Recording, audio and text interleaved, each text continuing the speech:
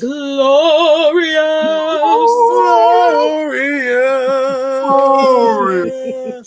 Glorious.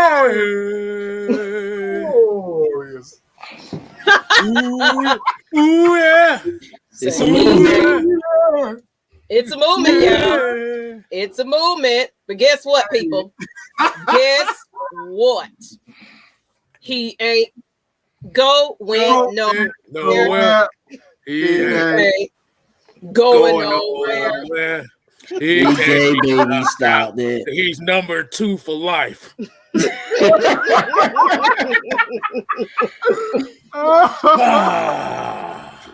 Spirit fingers. Just saying. Just saying. Oh, man. Hey, you know what's appropriate though? What's appropriate that he got the ski mask on because Matt Ryan done really ran to these Matt Ryan haters home and done took all their life, their money, their home, everything, bro. It's definitely a wrap. It's a wrap. Everything that everybody been saying, trade Matt Ryan. Oh yeah. You got ski man. No. That's the ski man's case there. Oh man. Oh, hey, I want to start with this. I just want to start with this. As a matter of fact, Maggie, go introduce the crew. Wait a minute, I'm losing connection to stuff. Can y'all still hear me? I don't know. Yeah, I hear you. We good. Okay, perfect. Well, what's up, everybody? You already know who we are. We are the Atlanta Falcons Nation, and we are the nation. Now, you already know we was ready for this exciting. That's right, Asia. Excited as fuck right about now because we came with you with the news. We can go ahead and introduce who we are. We got Matt Ryan Lover up at the top. Lover.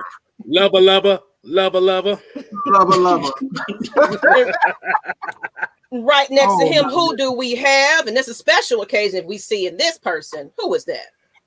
You talking about Twisted? Yes, Twisted. It's not a special occasion, you know what I'm saying? It's just some stuff happened. But we've been in the messages, and once y'all said this, I woke up quick. I had to get right. This is something different. Something different for your ass. And I'm just KStlyz in the bitch. Hey, I think Facebook having some issues, people. Oh, here we go. Y'all see that? Yeah. Facebook hating on us. Facebook don't want us to be great, but it don't matter. We got Matt Ryan's. We got supporters and haters all over the place. So that looks and haters. And KStlyz, what's up, man? Hey, what did we tell them about how restructuring works? We tried to told y'all. We tried to told y'all. Hey man, look, a lot of people had no idea. Look, how many times are we gonna say, look at the videos? The videos are there and they're your best freaking fan. All right, they're your best friend. Maggie put out a video, went absolutely bonkers, did a great job, did a wonderful job of explaining how the salary cap worked. We brought Matt Carroll on, one of the best numbers guys in the Falcons Nation. We brought on Will McFadden. He explained the same thing. And you guys still had your hopes up for it. We tried to tell you. This ain't me bragging. This ain't us black. We tried to tell y'all. Now y'all looking like y'all got the boo-boo face. You got the boo-boo face now. That's your fault. So now we got a quarterback that is essentially here for the next 2 years. But didn't we try to tell him about that, KStlyz? Then we try to tell him about that. Hold on. We gotta do this right. Hey, Mike. I'm looking up at you. Hey, yeah, I think we did. I think we did. Yeah, we did. I mean, it goes like that. We did. Yeah. Listen, man, we said on repeated shows, Matt Ryan's gonna be here for at least 3 years. We stated that multiple times. Like, I don't know why y'all thought it was gonna be different, Matt Ryan is a team player. He shows y'all that once again. He's here in the fold, and we're gonna build around him. That's the key right now. We're gonna build around Matt Ryan. And this is something that we always stated. KStlyz, go ahead. What you guys say? So I was about to say for the people that are mad about, I was about to say if you want to turn in your Falcons cards right now, you can. We take them. Like I said, if you're gonna decide to burn your Matt Ryan jerseys, don't burn them. Just send them to us. Send them to the people in the chat. Mm-hmm. I'm a 3XL, so like I said, if you decide you want to burn your Atlanta Falcon jersey and you wear a 3XL, we'll ship you. We'll give you the PO box number. You can send it to us. Mm-hmm. Well, good. That's all good. We'll give it away. We'll do a giveaway for you. All right, you got to burn it. Y'all ain't got to do all that. Listen, go ahead. Mike and KStlyz, they not gonna burn it. You want to know why? Why? Because the minute he turns up to where it's a 6-0 or a 6-2 or 8-0 or some wins where we're up, they're gonna be like, damn, I gotta keep this motherfucking Matt Ryan jersey.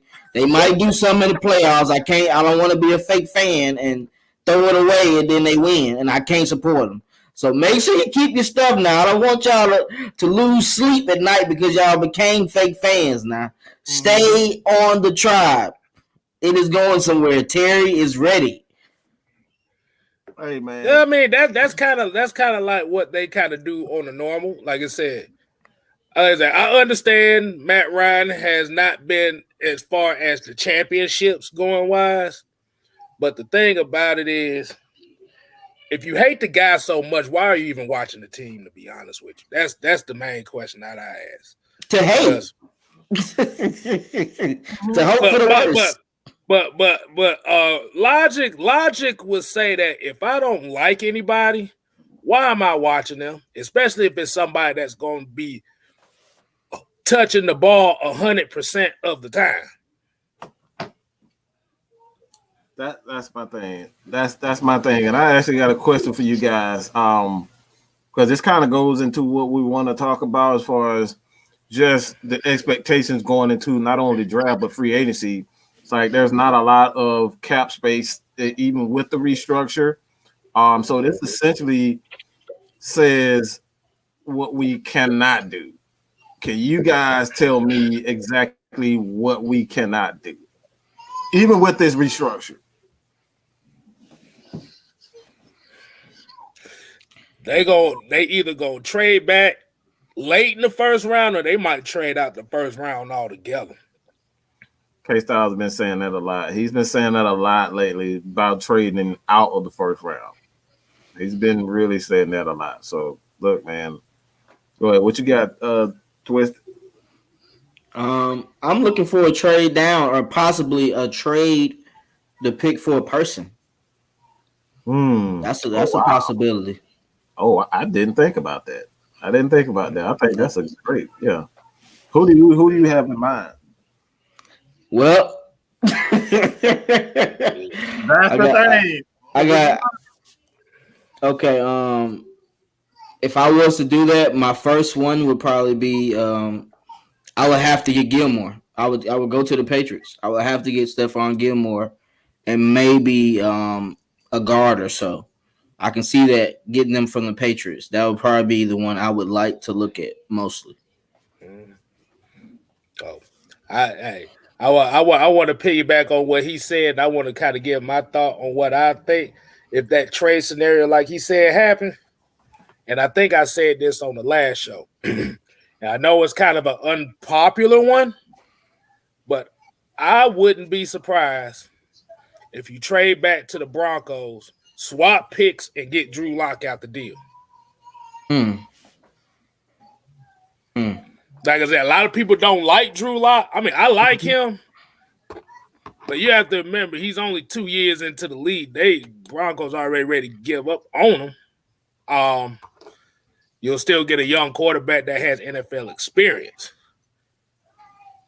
and you will still have that number one. You still have that 9th overall, 10th overall pick, wherever the hell they at. And you can get, if you want to go Najee Harris, or if you want to get the best defensive player available, hell, you can even use that pick to trade back again. Yeah, I like I like that too, definitely. I like that. I think what you can't do with this pick at the moment is like there's only so much you can do. Even with if you try to sign, even if you try to draft a tackle, like a tackle is still a high pick as far as his salary is concerned. Even if you coming into a league, you're still going to pay over $10 million to these tackles. So at this point, man, it just come inevitable for me personally that states that the Falcons, they got to trade out of that spot. Like that spot with the money that they have and what they don't have, like they got to make some moves. They got to get out of that spot. They have to get out at that 4th spot. Financially, it's just not conducive to them staying there. They got to make money. If they still have guys, they still got to fill a roster. That's the biggest thing. You got to fill a roster. So it's to the point where, like, look, Falcons fans, like, this is not a rebuild, but this is a retool.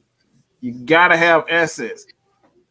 Like, even if you wanted to rebuild, like, you got to make sure you get it right now in order to have a rebuild. That's something that a lot of people not even think about. Like, if you get this wrong, guess what? 3 years down the line, start right back over. You got to start all over with, but you still starting off with less than what could possibly happen. So it's one of them situations where you got to trade out to get some assets. Yeah, that's why I say I'll be more of a bigger fan if they trade to the end of the first round or out of the first round. Because, like I said, that money from that 4th pick to the last pick of the first round and second round is like a $20-30 million difference. You still be able to get good players. Because if you look at how most of these NFL rosters are constructed, 80% of these rosters are third and 4th round picks or later. So, like I said, if you get a quarter, like I said, if they would have drafted a quarterback, if they wanted to have drafted a quarterback later in the first round or in the second round, it's more feasible because you're not paying that top 5 money. So you still could draft a quarterback, but like I said, it's not feasible to draft it at 4 because if you think about the positions as far as defensive line, tackle, it's still about 10-50. It's still about like $10 million cheaper than the quarterback. So I don't know. Yeah. Go ahead, man. With that 4th pick, man, people keep talking about Pitts, the tight end. I don't know about that, man. That's pretty high to take a tight end. In the top 5, that's pretty high to take a tight end, man. And tight ends are so scheme savvy. Like, you have to really have a good scheme for a tight end, unless you're goddamn Aaron Hernandez when he was in Florida. You know, that was a different type breed because he was able to read the field a lot in college. But you don't have tight ends like that just flourish that good to be a top 5 pick. So I'm not picking him top 5. If we wait, like if we do what KStlyz says and we get to the 10th and to the 20 range, I would take him there, but I can't take him that high. Right. Yeah. That's a big risk right there. Because he got to have a hell of a board, man, because that's tough, bro. It takes tight ends, receivers a long, damn near to game 7 or 8 to really get to NFL speed. Yeah. That's why around these spots, that's why there's so many offensive linemen and defensive linemen that get drafted at these spots, because those are not the high risk picks. If you get an offensive lineman, defensive lineman, because now they have time to develop. they have time to get their seasoning. But if you get a quarterback, tight end, wide receiver, running back at that fourth spot, see now the pressure is there that you got to produce. Mm-hmm. And since you're not on the offensive line, see the eyes are on you now. Mm-hmm. And that's one thing, and that's one thing I've said about building a team. It's like I don't care about one particular player. Like I want everything to come together. Like because if you have a quarterback, let's just say for instance, if you have a quarterback, a very good quarterback, you're seeing that right now with Atlanta Falcons. You're seeing that with Drew Brees with the Saints. That dude threw for like 5,000 yards for like 3 or 4 years in a row, and they barely made the playoff. They didn't make losing seasons. Yeah, they went like 7-9 like 3 years in a row. So you can have all the great quarterback all you want, but if you don't have a good running game, good offensive line, a good defense, none of that matters. So we've seen this time and time again. One player does not make a team. You gotta have things that work well together in order for the team to win games. So I'm hearing all these damn whiny ass crybabies talking about, I don't believe in my ring. We're 4-7 because look, bro. We're 4-7 because the team is in its entirety. All right. The team in its entirety was not very good. Okay. Go ahead and say it. 30th in the league on defense. How many years out of those seasons? Like I know for a fact. I know for a fact on offense we was top 10 in most of those years. So I mean, I don't know what to say about that. Stats don't lie, so numbers don't lie. I don't know. I don't know why y'all keep saying that. That's crazy. Is that top 10 offense, bottom of the league defense, all but 1 year? Yeah, that's. See, like I said, we kind of have to get out the notion. Like I said, if you think it's one player, I mean, that's fine. But like I said, at the same time, you have to look at the whole totality of the team. It's not just one player. It don't matter who the quarterback. It don't matter who the quarterback is. Like I said, even if it's Matt Ryan or if it's or let's just say if this was Phillip Rivers going through the same thing with us now, we'll say the same thing. Like I said, the point differential says everything. Mm-hmm. Our point differential was under 1 point a game. 1 point. Under 1 point. Not 7, not 14. 1.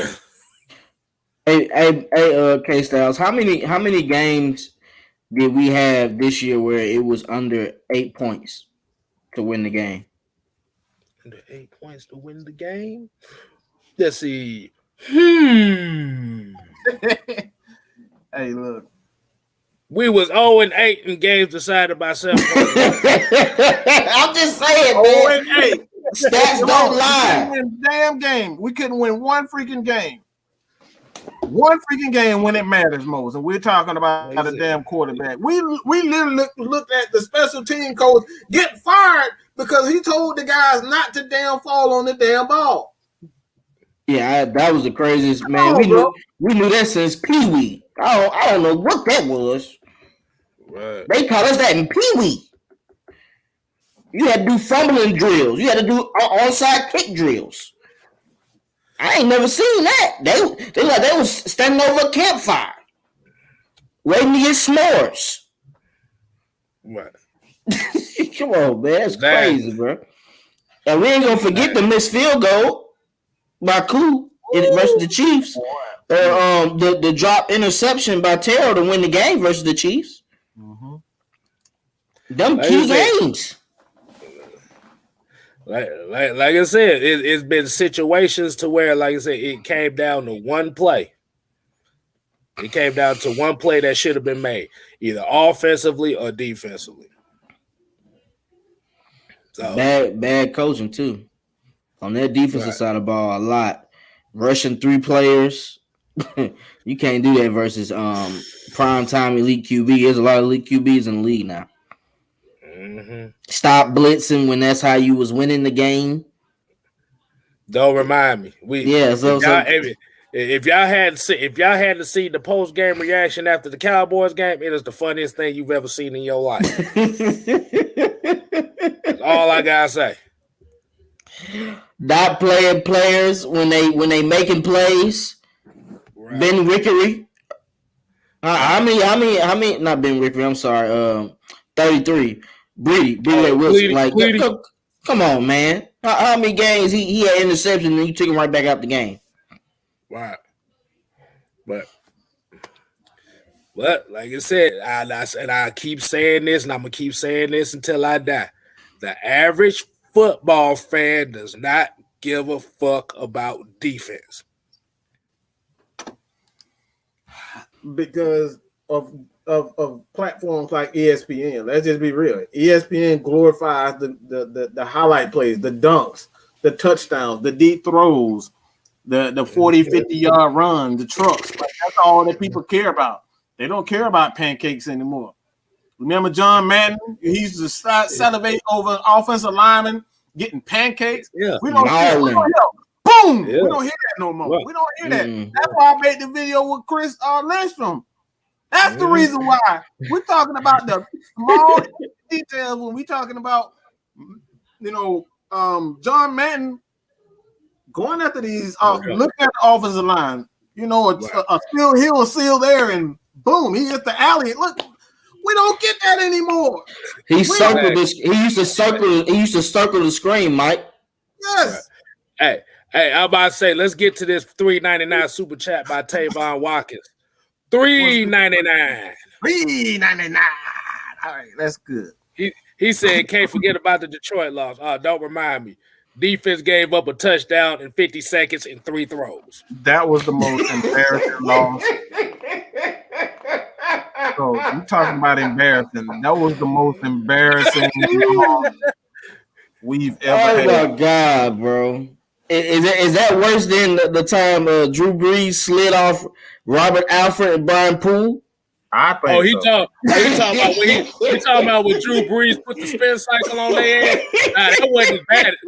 Now the Drew Brees spin cycle was not that bad. Shit happens like that. Yeah.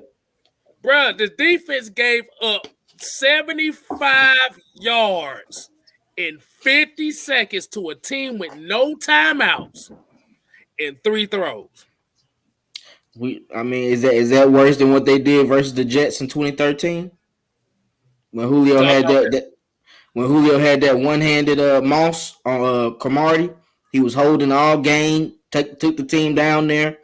They gave up literally the lead in like 20, 30 seconds to Geno Smith. I'm about to say the Geno Smith legend game. Oh my God, man! The only Monday night at that. Oh my God. Yeah. Like I said, and I'm gonna ask y'all a question. And since you brought up John Madden, do y'all miss John Madden being on NBC commentating games? Because I know I do. I'm so sick of listening to that damn idiot. Chris Collinsworth ain't worth jack shit. Not a dang thing. Absolutely not. He ain't worth shit.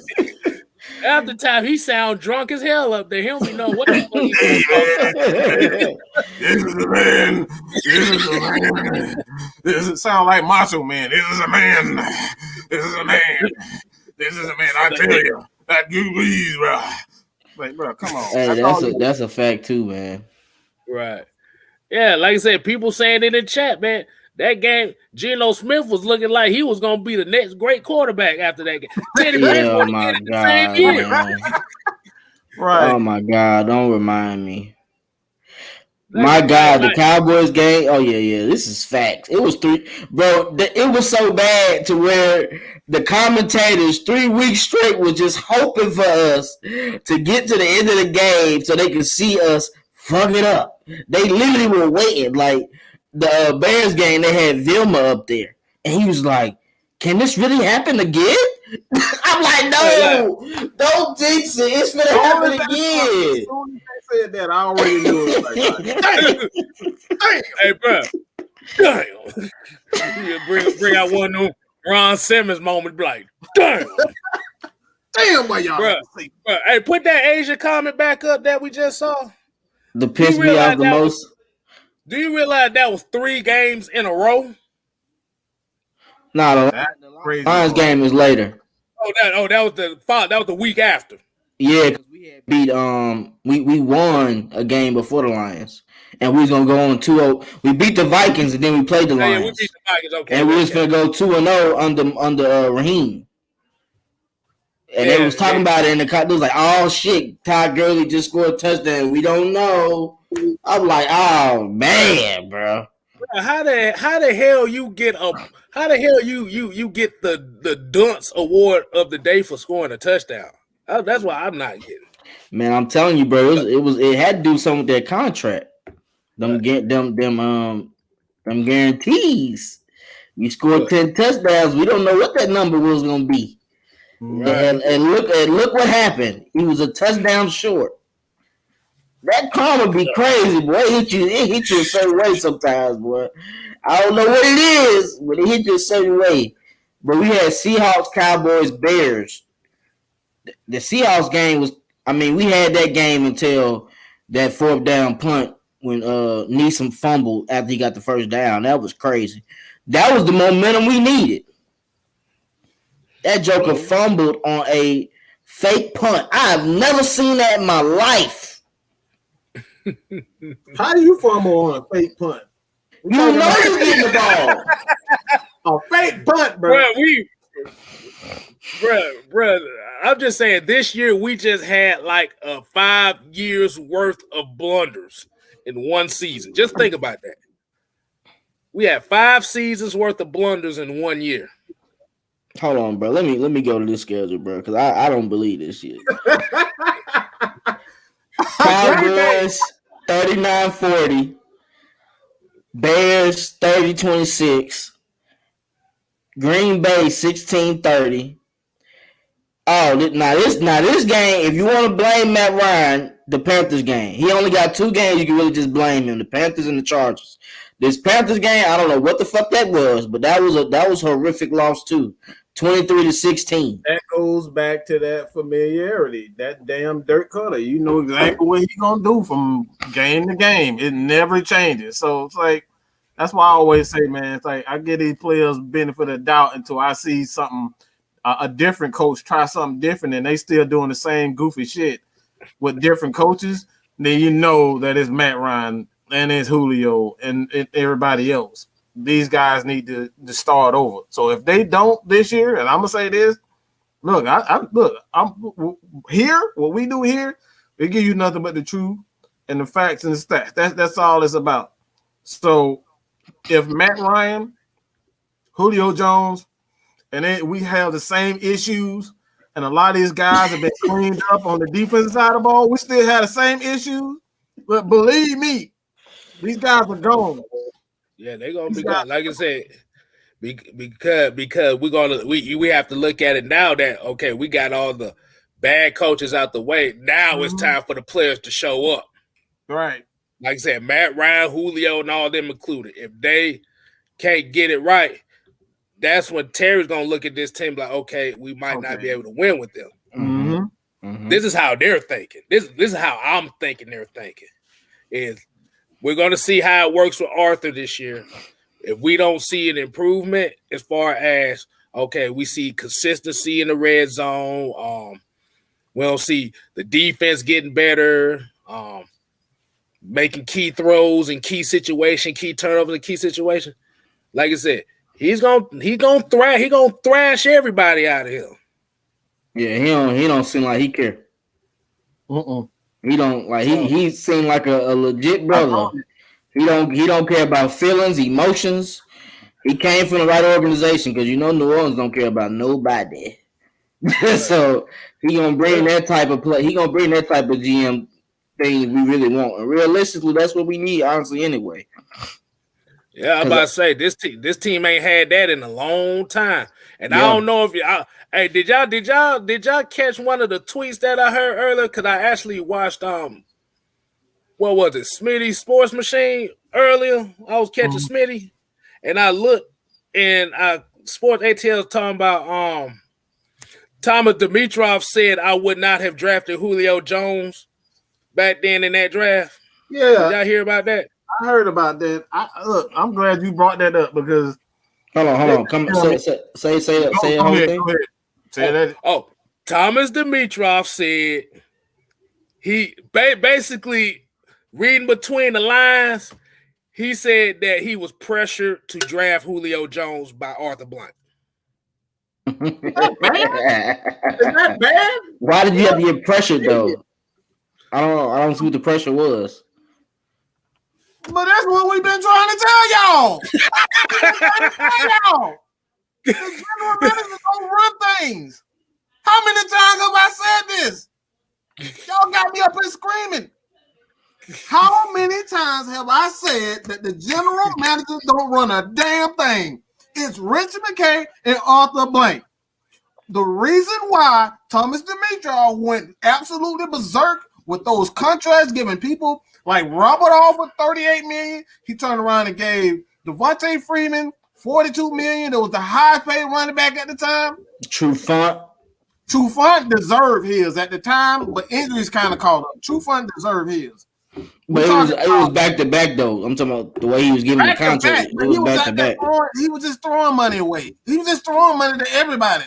So the reason why that was happening because he finally had all the power. And when he had all the power, you see his ass like he had like a kid in the candy store, like he didn't know who the hell what to bring in. The dude brought in them.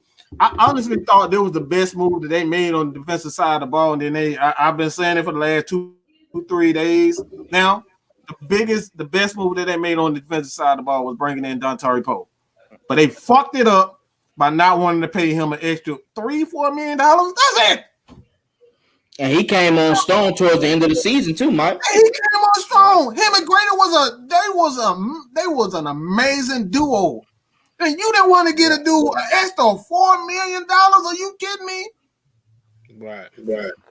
Come on, bro. I'm about to say hit this $4.99 super chat by Mr. Todd Mullins. We appreciate you, man. He said, "What are the odds that the Falcons won't be able to trade back? Can you guys look into possible suitors? It can't be a division rival." Why not? Why not? Go ahead. Why? I'm sorry. Go ahead. I mean, the only person he gonna deal with is the Saints if he does anybody because he has some history there. But as far as suitors, I mean, I think with the 4, everybody that wants a new QB is gonna be looking to come to 4. Mm-hmm. That's the place to go. So it could be 13 to 14 teams looking for that. Mm-hmm. So let's look at teams that need quarterbacks right now. We're looking at Washington, Chicago, the Panthers. Panthers, definitely. He said it can't be a division rival. Why not? Yeah, they need them. They need them too. They want quarterback, you take everything they want. Who the hell came up with that? Look, if it's a division rival, you snatch everything out of their ass. All they draft picks for that shit. You know how Naomi WWE snatched their ass ball? Snatch their ass ball. Exactly. That's a fact, Tony, right, too. That's a fact. Dontari Poe was the reason we finished top 10 in 2017. We haven't since then. We haven't been that stout since 2017. Right. Because, hold on. Hey, T. Mike, do I need to bring up the list of Thomas Dimitroff's 5 worst free agent signings? So we can let them know how this bullshit started. I don't know. We should bring that shit up. I'm happy right now. Let's just enjoy. Okay, let's enjoy. Let's enjoy. Because I got the list right here. Hey man. Hey, just read a couple of names off of that. Just two names. That's it. Two names. Okay. One of his first major ones, Donta Robinson. I know y'all remember him. Concussion Shouty 2.0. Okay. I'm not going to say the numbers because if I say the numbers, it's going to piss everybody off. He already said Robert Alford was one of them. T said this one a while back ago. John Asamoah. Y'all remember that? I forgot all about that one. I legit forgot all about when he brought that one up. I screamed inside, bro. Like my whole inside was just turning after I heard that. Like we didn't even get to see this dude. Like I think he was hurt majority of the time he was even here. No, 2014. He played one game, bro. Right. Wow. So we didn't even see. Steven Jackson, another one. Tyson Jackson, Paul Soliai, Ray Edwards. Like you said, Robert Alford, Devontae Free, bruh. I trust Terry right now because damn it, Dimitrov had a whole draft class that was out the NFL in 4 years. The dude had 10 years to still fuck it up. The dude literally had 10 years to get it right, and he fucked it up. 10 years. 10 years to get it right. He's been here since 9. Since Matt Ryan was here. And he still screwed it up. This dude had a whole decade to build a team, and he still screwed it up. Come on, bro. Stop. Man, he got Jamon Brown. Mm-hmm. We can't forget about that. That's the newest bust of the century. He wasn't even good with the Giants. He still got him. And he still got paid. Human Yor was on his climb, but he was also for leadership, for veteran. He was there. He did what he was supposed to. He was on the downside of his career. He had a knee injury. But he wasn't a bust. He just didn't live up to what a lot of people were looking for in him.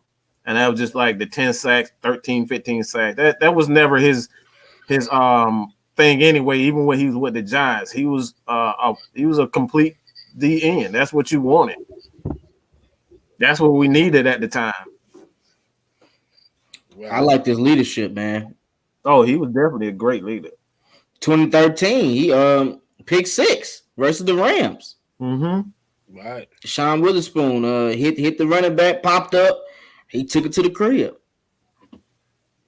Right. And those are 2 losing seasons, so we can't really, depend on that. We can't really base it on those 2 terrible ass seasons at that.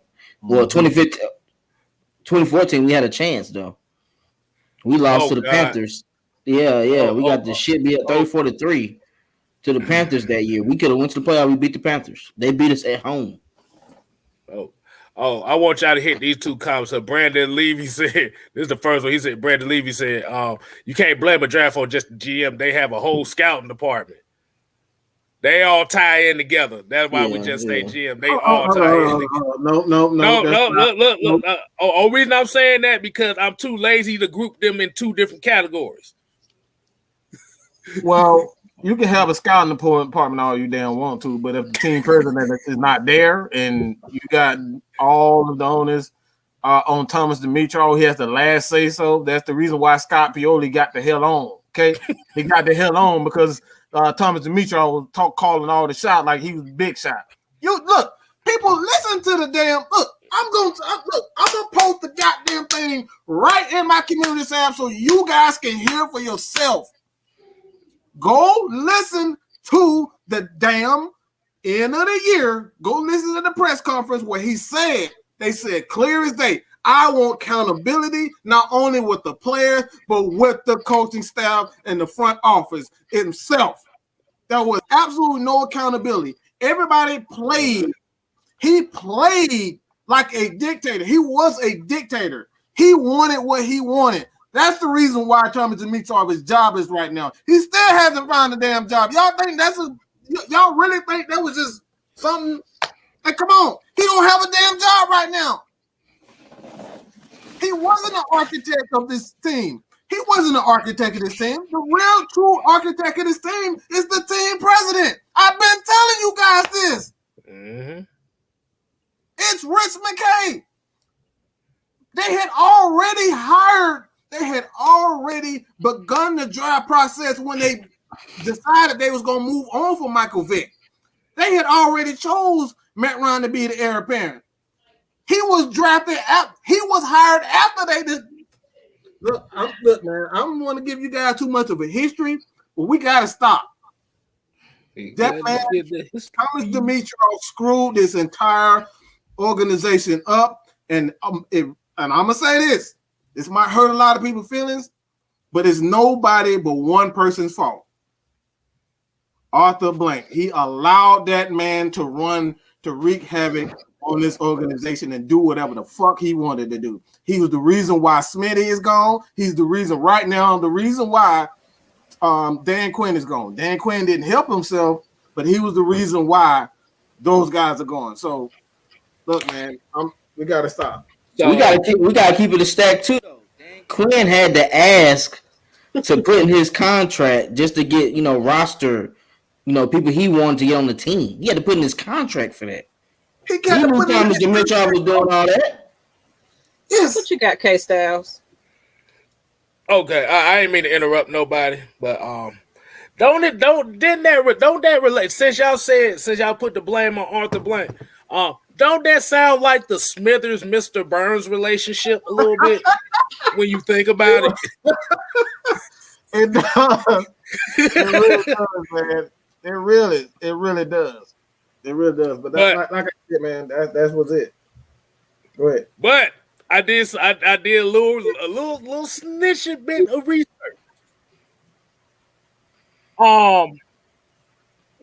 Let's see. I'm looking at something right now. Uh-oh. Dimitrov's whole resume involved the scouting department. For the Patriots, right? That's what he was doing for the Patriots. New England Patriots, Cleveland Browns, Detroit Lions, Kansas City Chiefs, Saskatchewan Rough Riders. That man said Saskatchewan Rough Riders. So, and that's who we got. We got a motherfucker that was the goddamn Saskatchewan Rough Riders. I can't even say I can barely say the damn name. And this man is he's running our organization. What the hell was you on? You got a new member, Mike. Hey, what's welcome, good? Member. Hey, appreciate it. Absolutely. The King 83.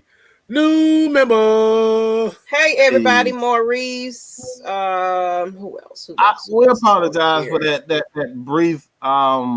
We'll apologize for that brief. Facebook hating on us right now. They don't want. No, Facebook is still hating on us, and I am highly upset right about now. Some pages kind of just pretty much did what it wanted to do. So Facebook missed most of this show, unfortunately. So. I might just re-upload it so everybody else won't, miss it. But, that's what happens in this technical world, people. And I say super chat by Todd Mullis. Can you tell us why all these high-paid full-time experts like Mel Kiper can't use their calculator and figure out that the Falcons had to stick with Ryan? I don't. Listen, we didn't even have the first pick. Somebody else could have picked Ryan. They chose not to pick Ryan. And he fell right into our lap. Thank you. That was on the Dolphins. They took Jake Long. I don't know what they saw. That was on them. See, the problem is the narrative of the whole sports world is we must get rid of Matt Ryan by any means necessary. That's the narrative. Reasons. That is the narrative that everybody wants to put out there. And we got another super chat. Let's see what he says. Smitty never hired any good coordinators, and when Quinn came, he had a roster control, and Dimitrov was the cap guy. Maggie T. No wonder the contracts was fucked up if he was the cap guy. yo,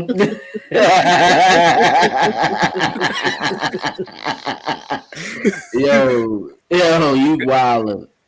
Cause I saw a comment earlier. They was talking about they were talking about asking was Robert Alford, did he get his contract after he got that pick 6 in the Super Bowl? He did. No, he didn't, because he got the pick 6, and then you forgot the 4 pass interference calls after that. Not the volleyball. Don't forget the volleyball. Oh man, I wish I still had that goddamn air. Exactly. I don't know what that was. That's a pick. Do I need to bring up the picture to remind the people of what the hell happened? Go ahead. I don't want to. I don't want to have to do that. You got Neil and Allen diving for a ball that didn't even get to him. Neil there you go. Right there. Neil was supposed to clean his clock. Right there. Edelman should have been walking on a stretcher. I don't mean to be rude. I'm just saying, like, that's a kill shot.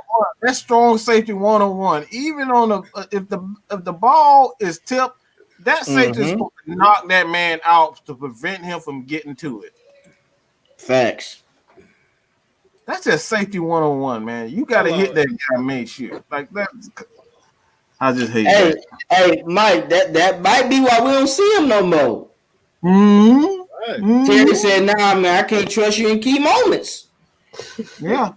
Let's not forget that ball he kicked in the air versus the Eagles in the playoff game. What trade? Oh my God!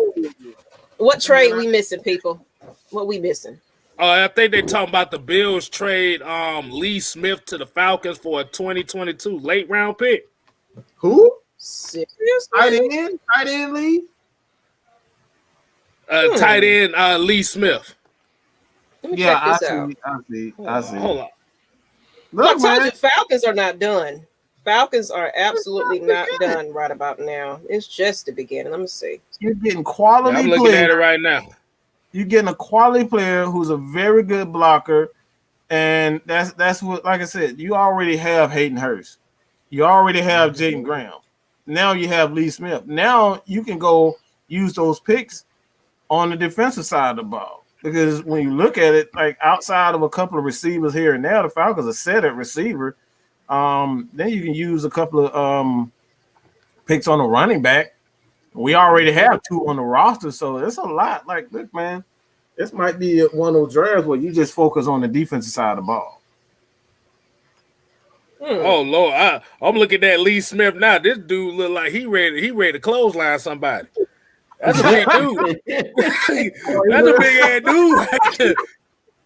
Boy, 6'7", 207 pounds. Boy, let's find a picture. Get on that picture. Get on the pic. I know you can find a picture. I'm on it. Okay, we got it. Yeah, he a grown man. Bro. He a grown man. Hey, I'm about to say, so does that mean that Luke Stalker is officially out? Hey! Hell yeah, go. I'll holler at you, bro. You can't get no blocks right anyway. Man, 6'8", worth of 270 pounds. Well, you talking about Luke Stalker? No, he's just a phantom out there. Luke Stalker is horrible, bro. Oh West Coast Sports Unlimited, Reggie 2K, Roast Action, RWB. Look, man, Rashad, Angelo, Make You Fumble, John Thompson, just Santana, Triple G, Mr. Lee 3. Hey, man, all y'all, I appreciate everybody for joining us. And if you haven't already, go ahead to Atlanta Falcons Nation, hit that subscribe button on our help us on our quest to 1K. We're trying to get there before the draft, to be honest. But look, man, we truly appreciate everybody for joining us, man. So let's get back to these questions, man. I know y'all got some questions in this thing. Hold on. But before we do, also subscribe to my channel, Twisted Torch TV, as well. You know what I'm saying? It's new content showing out. Subscribe to all the other AFN channels. You know what I'm saying? We all got heat.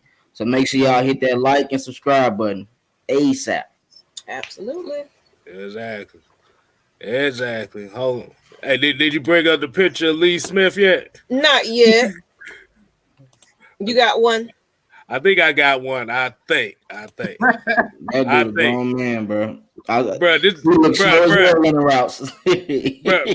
thing, though. Here's the thing, though. This dude right here looks confident with the ball. That's what I'm saying. He don't catch the ball that often, but he looks confident already, and he has a beard, so he don't give a damn. We got a new member, people. He's already playing the part. But that's Young Sizzle. Young Sizzle. Y'all see that? Oh yeah, that's a grown man.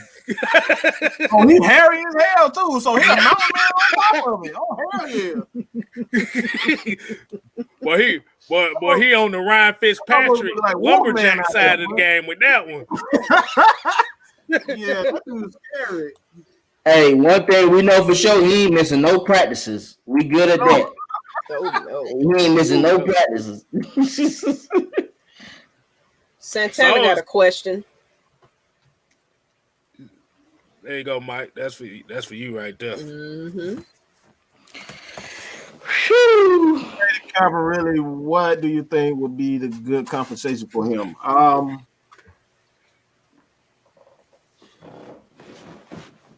Me personally, I would take a first and a third for him.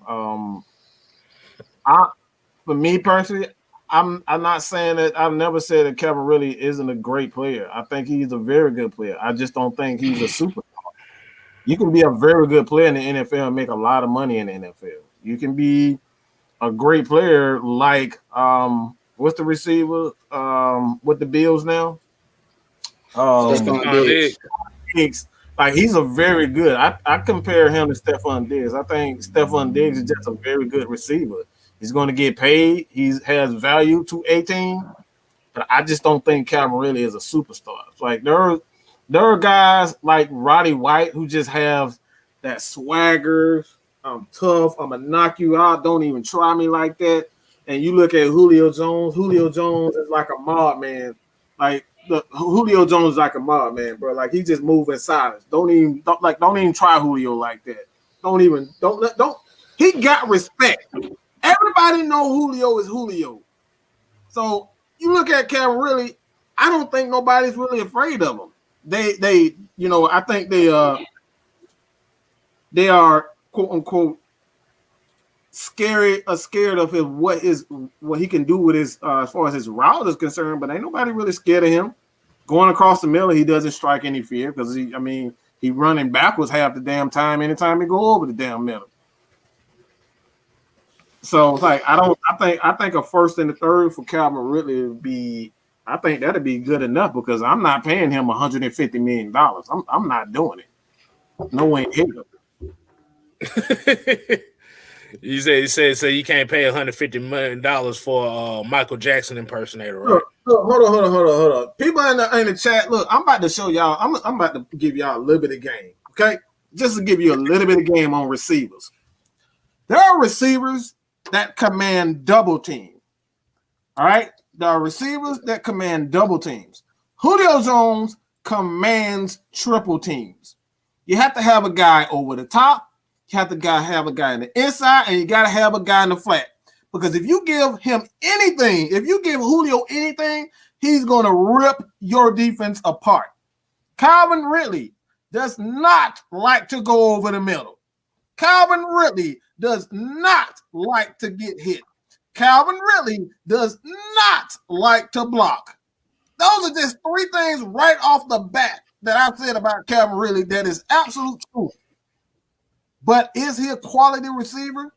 Absolutely. He's one of the best route runners in the game, but it's more to the game than just route running. Okay? This is the reason why you make a trade for a guy like what's his name? Lee Smith. Mm-hmm. Lee Smith. This is the reason why you make the trade for guys like this, because I don't know if you ever heard of this before, but this thing called run blocking. Yeah. Blocking. Yeah, you got to do that at receiver. This is why Mohamed Sanu was so loved and feared here. He would knock your ass out on a crackback. Okay? Calvin really ain't doing that. Y'all know that. He ain't doing that. And he gonna flex on you after you do it. Mm-hmm. Yeah.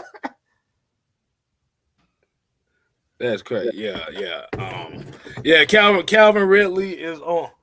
Oh, he has he has the mind. What Angelo Smith said, he's really always looking for the opposite.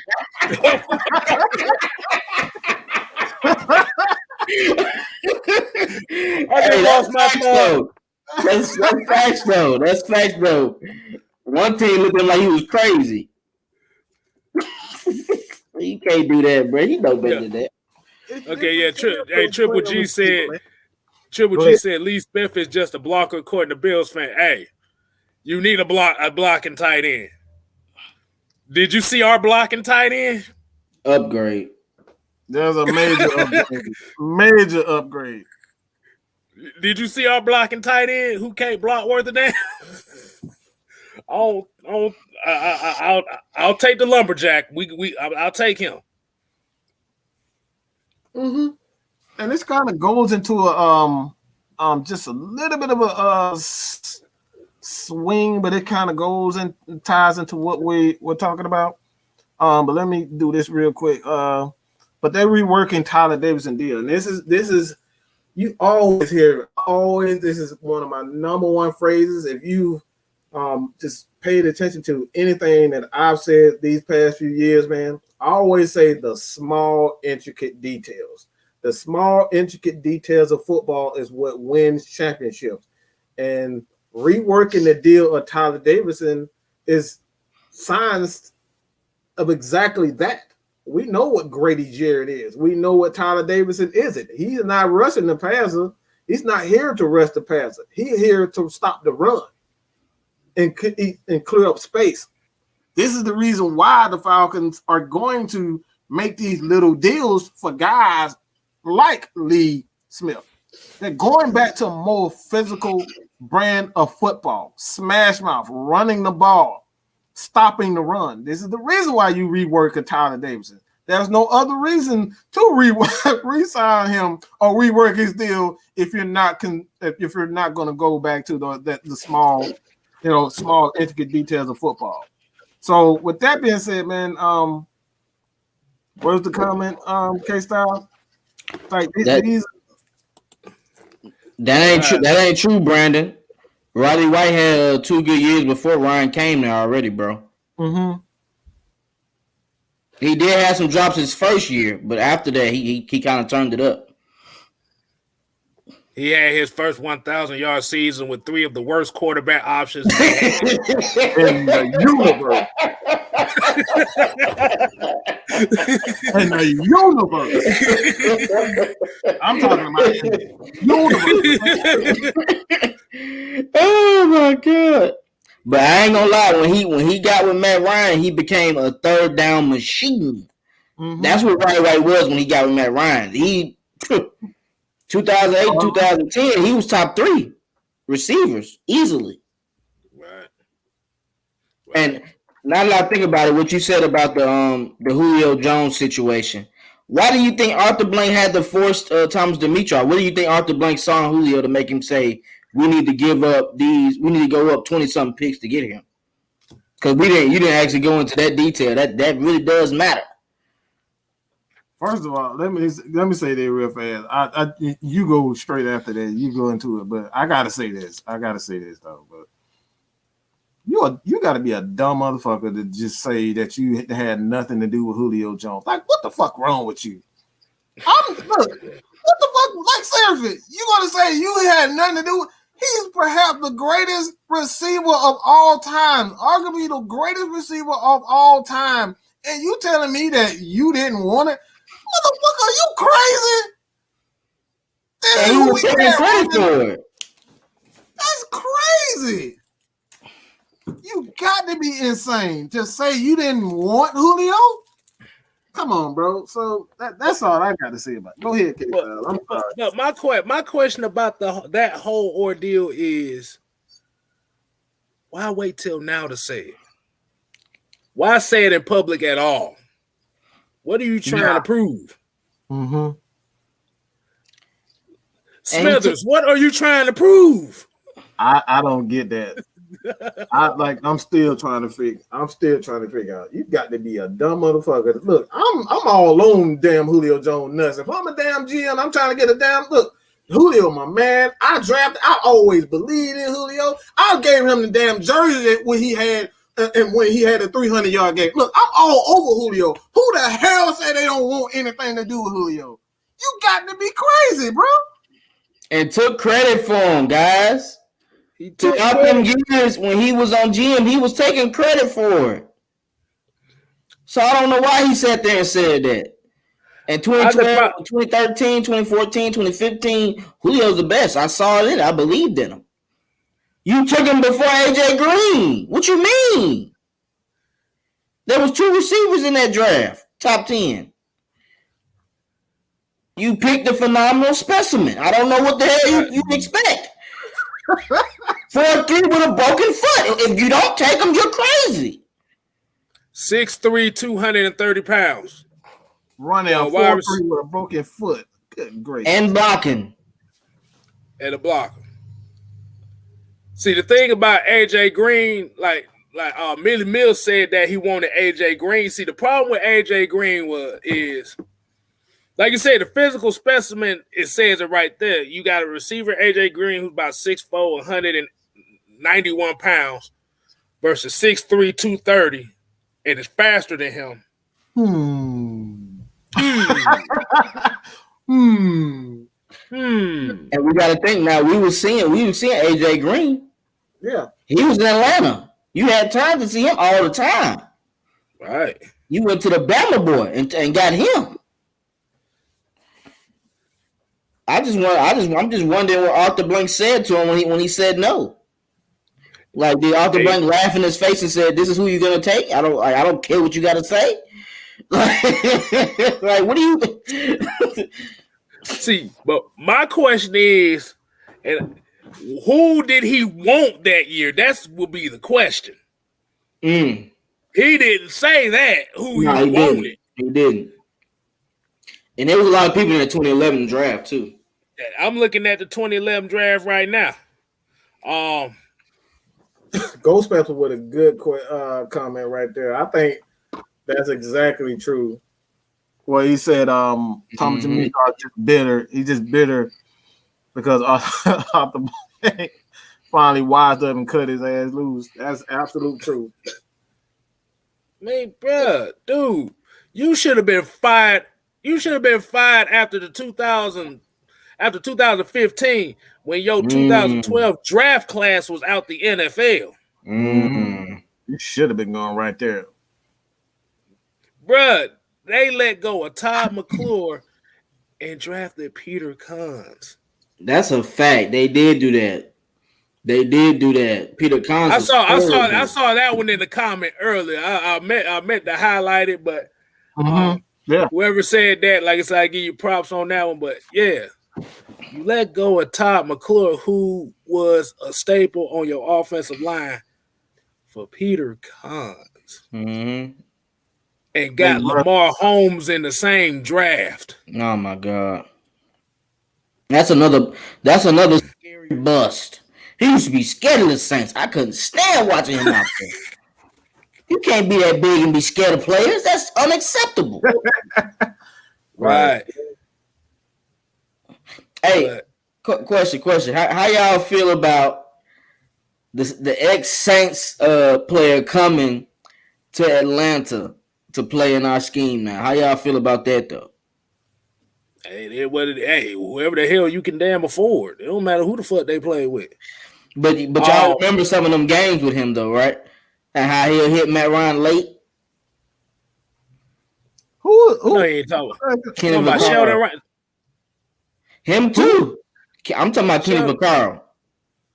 Oh, Kenny Vaccaro? Because he played in Dean's system before. Yeah, but the problem is are they? Let's see. Are they gonna pull that trigger? That's what I'm waiting on. Are they gonna pull that trigger? It's a possibility. I can see him playing 2 more years and being okay.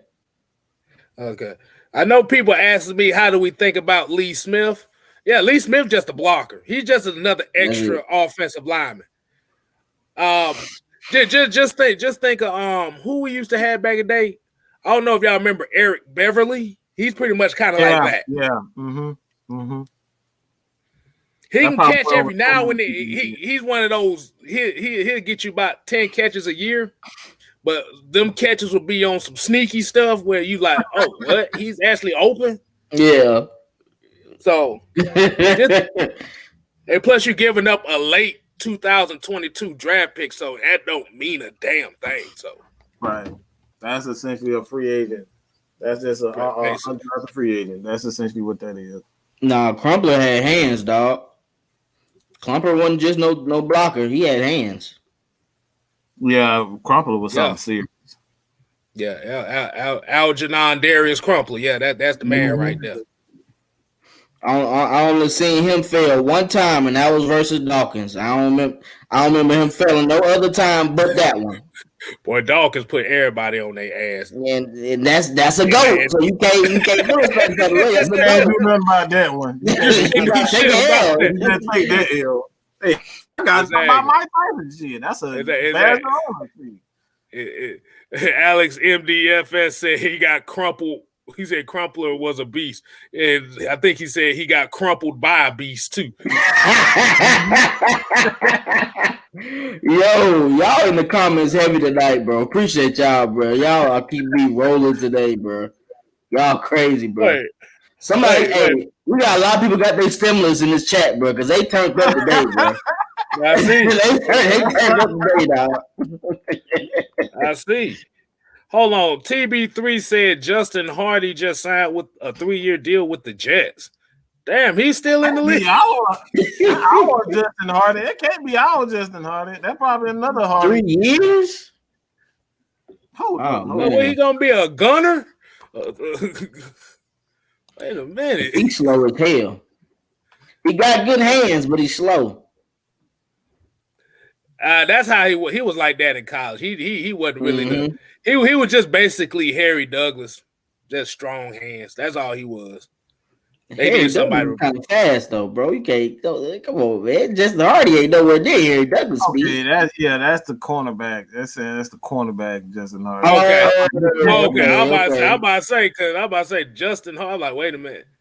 Cause I thought he had misspelled it, but never mind. Mm-hmm. Hey, my bad.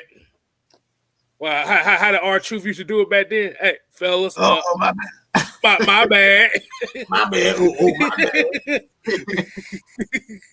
Exactly. Oh man, so let's see where see a lot of comments coming in here. Christopher Paris said, I'm just glad Dirk Cutter's gone was the worst running scheme ever. That wasn't exactly a running scheme. All he did was hold them draws and dives all the damn. That's crazy, bro. That dude, he had a straight Madden play calling, bro. Because on Madden, most Madden players only use 10 plays at the most. And that's how Dirk Cutter looked. Exactly. 10 plays. Just like what Young Sizzle said, he said, how dare Dirk Cutter retire after he fucked us?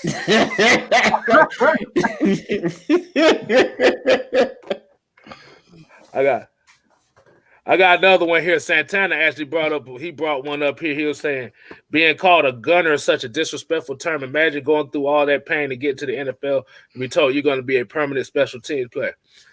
In actuality, those are the guys that actually get more longevity in the league than anybody is them special teams players. Mm-hmm.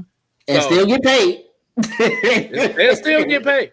Because you have to remember, even if you're a gunner, all it takes is one opportunity to get a shine in. If I give you an example, was it Raheem Mostert from the 49ers? He was a gunner. And look at him now. Mm-hmm. So that's how you get too. Exactly.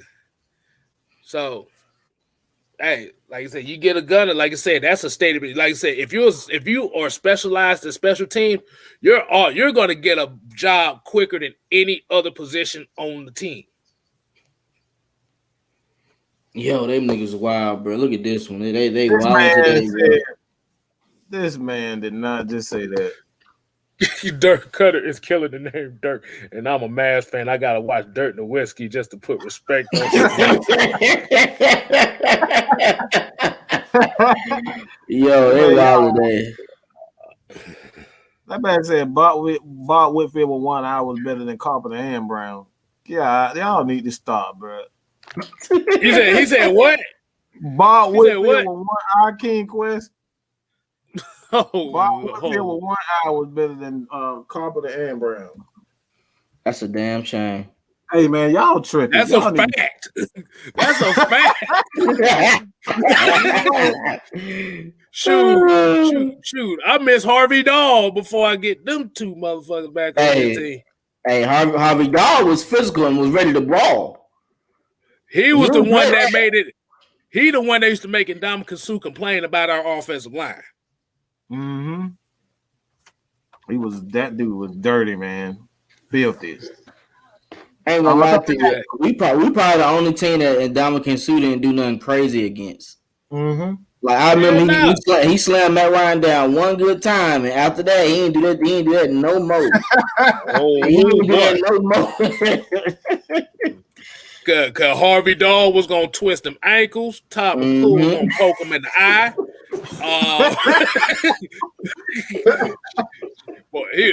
Ndamukong Suh gonna get kicked one of these plays. So, Ndamukong Suh, like I said, he know who to go after. Santa, hey.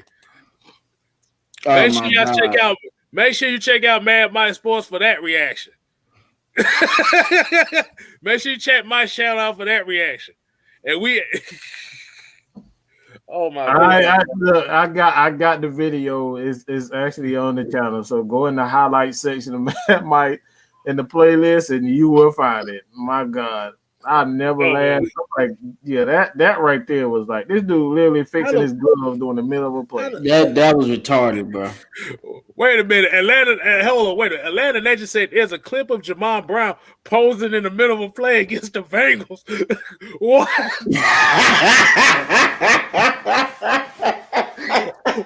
Wait, whoa. Wait.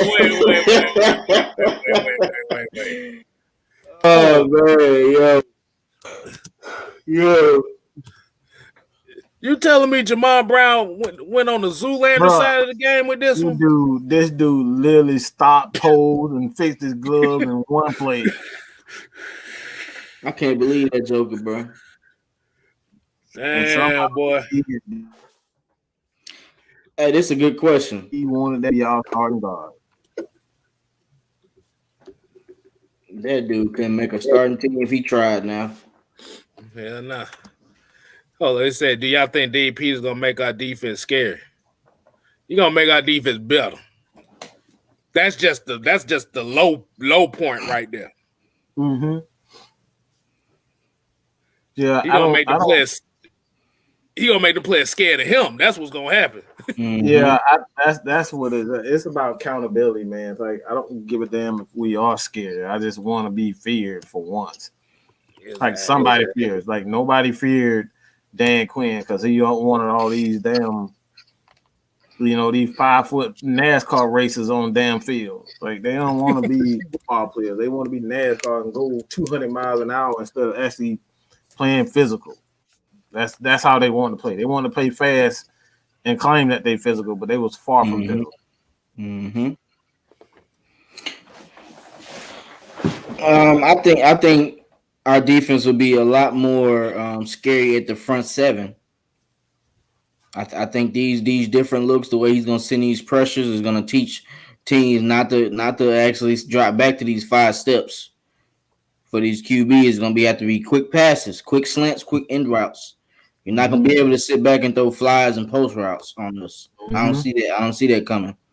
That man said the corners are blitzing. I don't trust no defensive play caller when he say cornerbacks are blitzing. That means he don't give a shit who get there. Yeah, that's you fear. That's a coordinator you fear. That man will say he said in everybody, defensive linemen, corners, safeties, everybody coming. Yeah, so I'm already knowing what to expect with him. And our linebackers are fast too. Good luck. Exactly. Oh Lord. I done found the Jamon Brown clip, not the one of him posing, but I done found Don't play that, brother. I don't want to. No, we good. I already think he trash, but I'm a really feel like he trash. No. I feel like I seen it though. I feel like I seen that Eagles when he talking about. I feel like I seen that, bro. You definitely did. Trust. Only thing I'm gonna say is the very first play that they showed in the video, he literally got thrown in the ground with one arm by a nose tackle. He barely pushed him. He threw his ass out to play. He be flopping. He too big for that. He be flopping, bro. I know he do.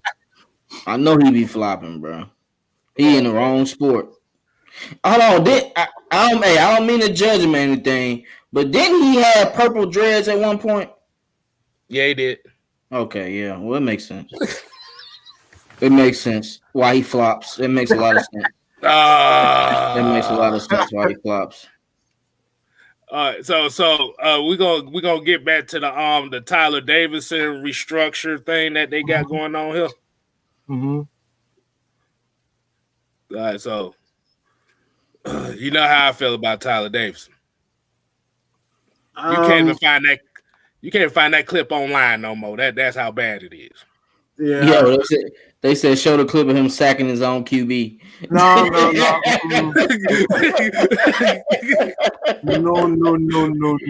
Hey, look, Mike said no, we can't do that. Just make sure you look up Jamon Brown on Mad Mike Sports. You're gonna catch it right there. As a matter of fact, I'm sharing the playlist right now to the community tab. So after the show, you guys go to it and check it out. No. I'm already depressed enough, okay? I don't need to add that to it. We don't need to add to it at all. That's an absolute travesty. But no, I don't have an issue with it.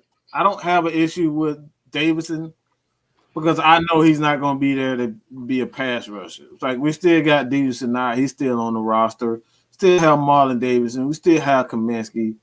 So those guys will be able to give us some pass rush inside if we need it. So I'm not concerned about that. As long as Grady Jarrett and we're going to be we're going to blitz.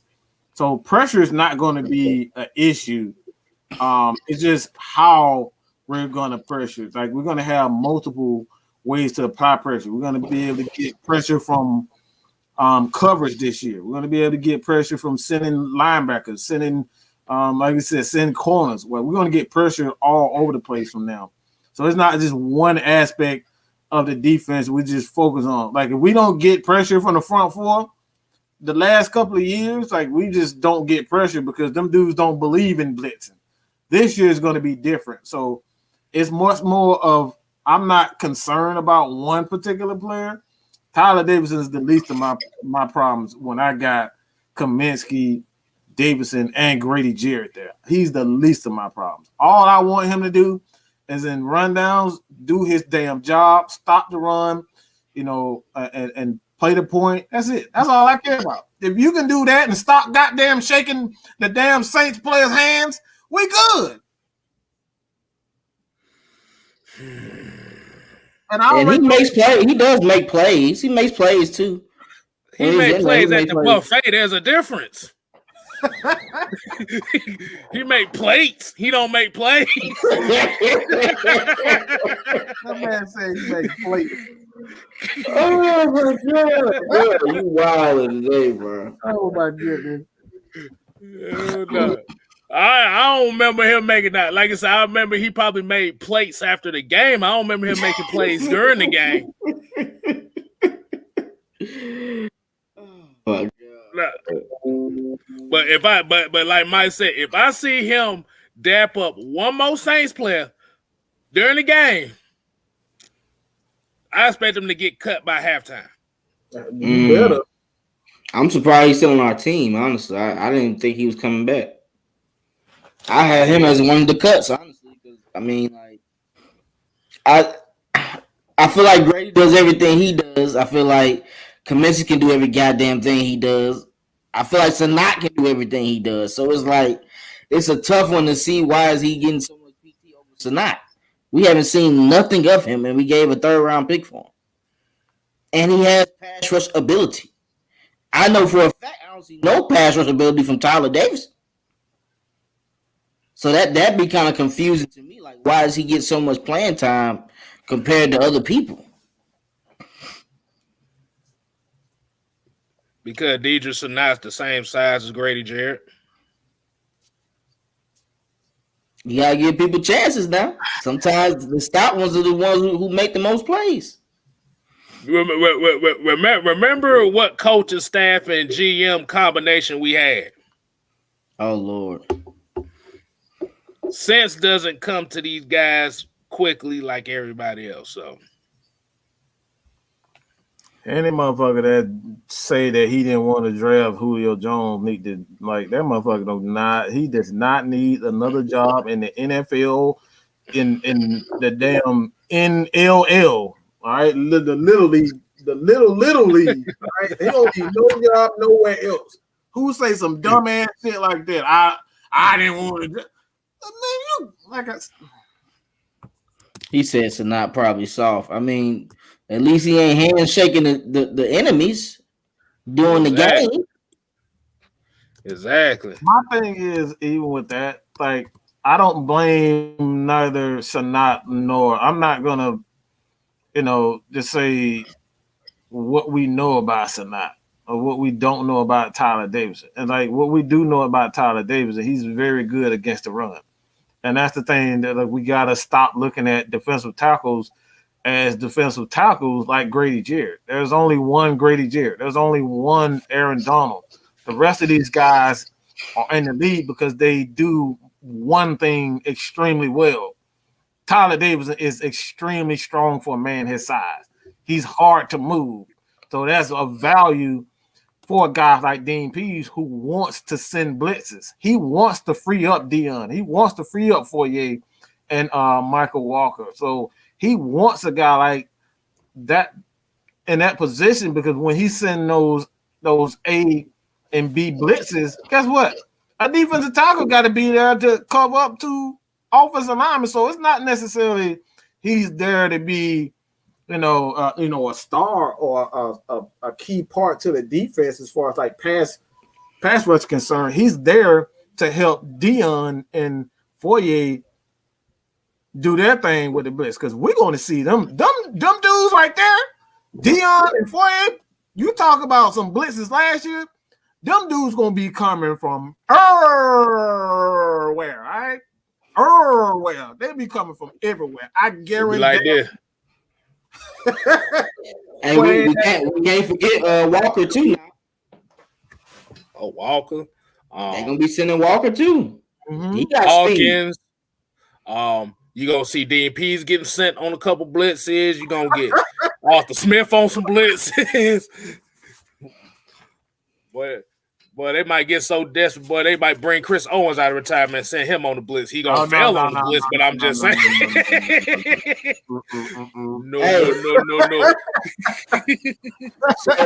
So since Dean Pease likes to blitz a lot, one person that was good at blitzing for us before we let him go was Brian Poole. I knew you was gonna say that. I knew you. How y'all feel about that though? That would be a good mesh. If we being honest, because Brian Poole don't miss his targets. Tackling and blitzing, he don't miss his target. And he gonna leave a hit, he gonna leave a tackle on you too. We can't forget what he did to A-Rod. A-Rod was nervous out there after them 2 hit tackles he put on him.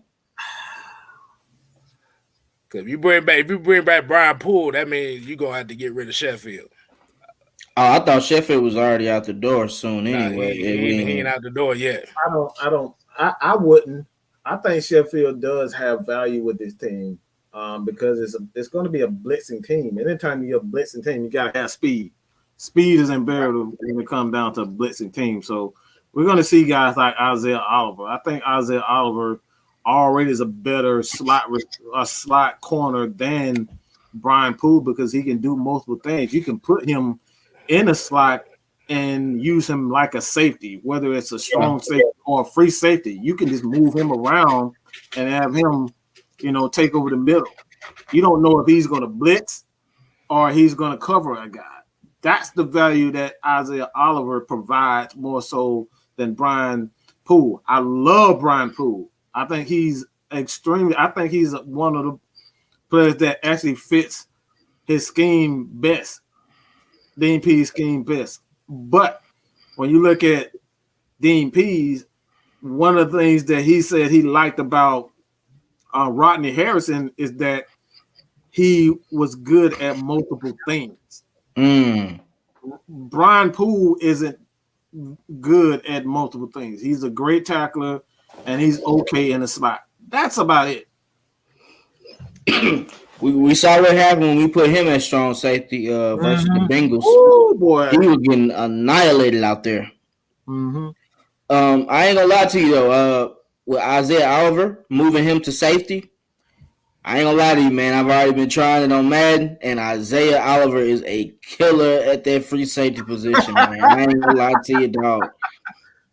Hey, when you play corner for so long and you move to safety, it's a better transition because you don't have to worry about them stop routes. You don't got to worry about somebody breaking your ankle that bad. Like, you can focus more, and you're watching the QB a lot more. So that might be key for Isaiah Oliver. And as we see, like when towards the end of the year, when they start using Isaiah Oliver a certain way, he looked good out there, man. I didn't see Isaiah Oliver as a weakness those last 6-7 games of the season. They were abusing the shit out of Sheffield, though. That's why they were. They would give him nasty on them, especially versus the Chiefs. They went to his side majority of the time. Man, right? Yeah. That'd be an interesting dynamic safety combination if it's Isaiah Oliver and Hawkins, Jalen Hawkins. That'd be a very interesting safety combination. Man, that would. I ain't gonna lie to you. I've already tried.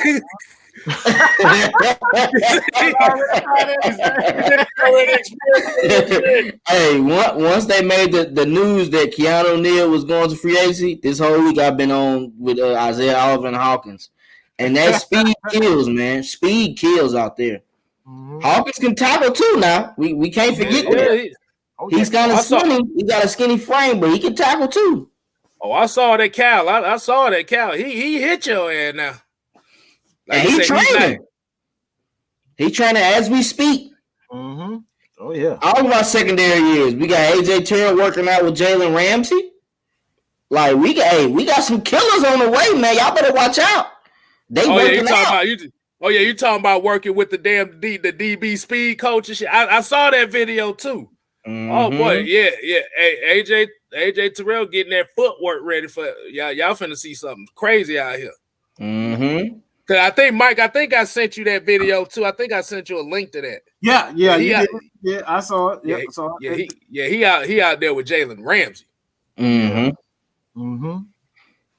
you know, hey, he might start getting that shit talking ability too. You know, good corners, they got to be able to talk trash, unless you're Darrell Reeves, of course. But every good corner got to be able to talk trash. It's a part of the game. And AJ Terrell is like he just cool out there. You know, he just relax. All he do is go out there, hit, tackle, and play his scheme. He don't talk like that. So you might see, we might see a different AJ Terrell this year, man. I'm anxious. I'm anxious to see how this defense gonna look.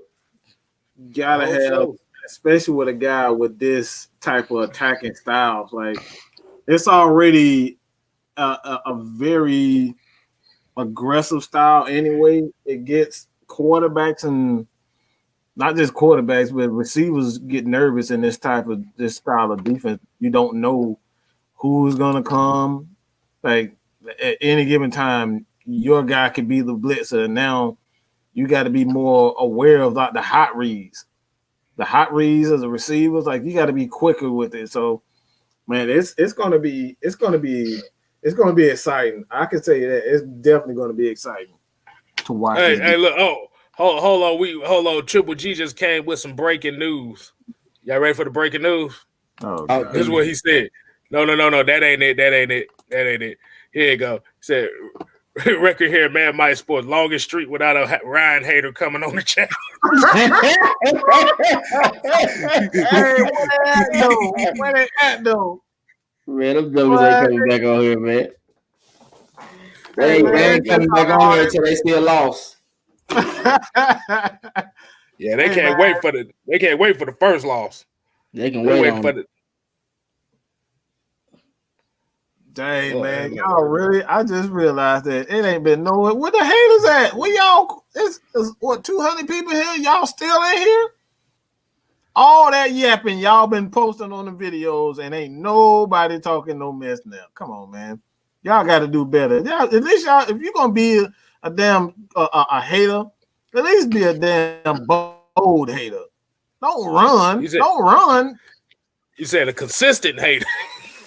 Be a consistent ain't too many of those. Ain't too many of those. I ain't gonna lie to you. Ain't too many of them, bro. It's rare. You won't hear from them until something negative happened. Now, if we traded Matt Ryan, they would have been on here. But since it's restructured, well, let's just let them make it for today. Mm-hmm. But hey, Tev Sports and Gaming. My gamer tag is Sizable Cloud, bro. Yeah, I do play. I only play with the Falcons on ranked matchup. I don't play with nobody else. If I'm online, it's the Falcons only. I don't play with nobody else online. Well, y'all can have that Madden shit, cause I'd have retired from the Madden game years ago. I used to be all right, but if I try playing again, boy, I might get stomped out by 50 to damn 3 and shit. So I'm not even gonna try it. You know that they bring NCAA back too, right? Oh, I definitely will be getting that though. 5 years away, man. Yeah, they tease the hell out of us and then say damn 2023. Man, what the hell wrong with y'all? Huh? Yeah, I thought it was 2023. Oh, that's unacceptable. What am I gonna do with that? Yeah, they said 2023. I thought it was closer than that. Y'all teased us about it coming back and then talk about 2023. The hell kind of crap is that? Man, they wrong for that. How long has it been? It's been like what, 5 years, 6 years? Yeah, come on, bro. When the last time NCAA about been 6 years. 2000. Let me see, NCAA 14. So it's 14? been about 6, 7, That's 6, crazy, 7 years. Gonna talk about 2023. Man, y'all get all hopes up to talk about 2023. That's some bull crap. Oh, that's all right. I'll be playing NFL Street on the PS2. I'll be throwing all kinds of Patrick Mahomes passes on that thing. I'm good. Man, this is ridiculous, bro. I thought it was gonna be this year. This depressed the shit out of me, man. I'm thinking it's in June. I was mad as hell when I saw that 23. I said, don't you mean 22 or 21? 23. Wow, bro. This motherfucker said 23, like, yeah, gotcha, bitch. And that's what they said. They said, gotcha. You got Dip. I don't even know what the hell his name is. I just said Jip shit or whatever his name is. He's saying, I'm not a hater, but it sounds like we're going 14-12 again. They said 4-12. 4-12. Like, why? Like, don't come up with these empty ass. Oh, just because you feel that way, you gotta give up. Come on, like seriously. Just because you feel that way, you gotta give us more than. Oh, I think we're gonna go 4-12. Like, why are we going 4-12? Like, this ain't the Falcoholic. This ain't anybody else platform where you can just come with a generic answer. Like, we want to give your thoughts on this. Tell us why the hell we're going 4-12. We are barely going to be under the cap and still have to bargain shop. Listen, man, we still top heavy. Have you seen a chick that's top heavy? We still top heavy. Stop. I don't know what you missing. Like, come on, bro. We still got playmakers on the team. 4-12, dog. We just went 4-12 with the toughest schedule. We got one of the easiest schedules. You don't even know that. How you say 4-12 with that schedule we got playing the NFC East? Come on, bro. You gotta be better than that, bro. You gotta be better than that, my brother. Come on, man. 4-12, bro. Come on. This man said 4-14. Yeah, I'm gonna say it like this. If you're dependent on a turnaround in free agency, your GM is not doing his job. Mm-hmm. You have to build your team through the draft, not free agency. Free agency is a luxury.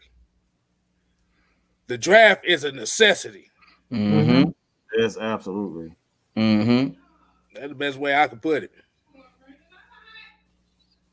Like how many teams have you seen actually won championships because they went out and spent every dime that they had in free agency? The Rams tried to do it and they failed. You seeing the Patriots doing it right now, and trust me, that shit is gonna fail too.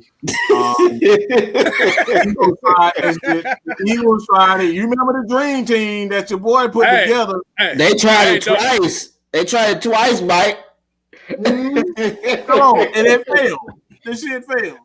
Going out and spending all that money. Go ahead, Kev. No, don't forget the Giants did it 3 years ago with Olivier Vernon in them boys. That's a fact. It blew up in their face. That's a fact.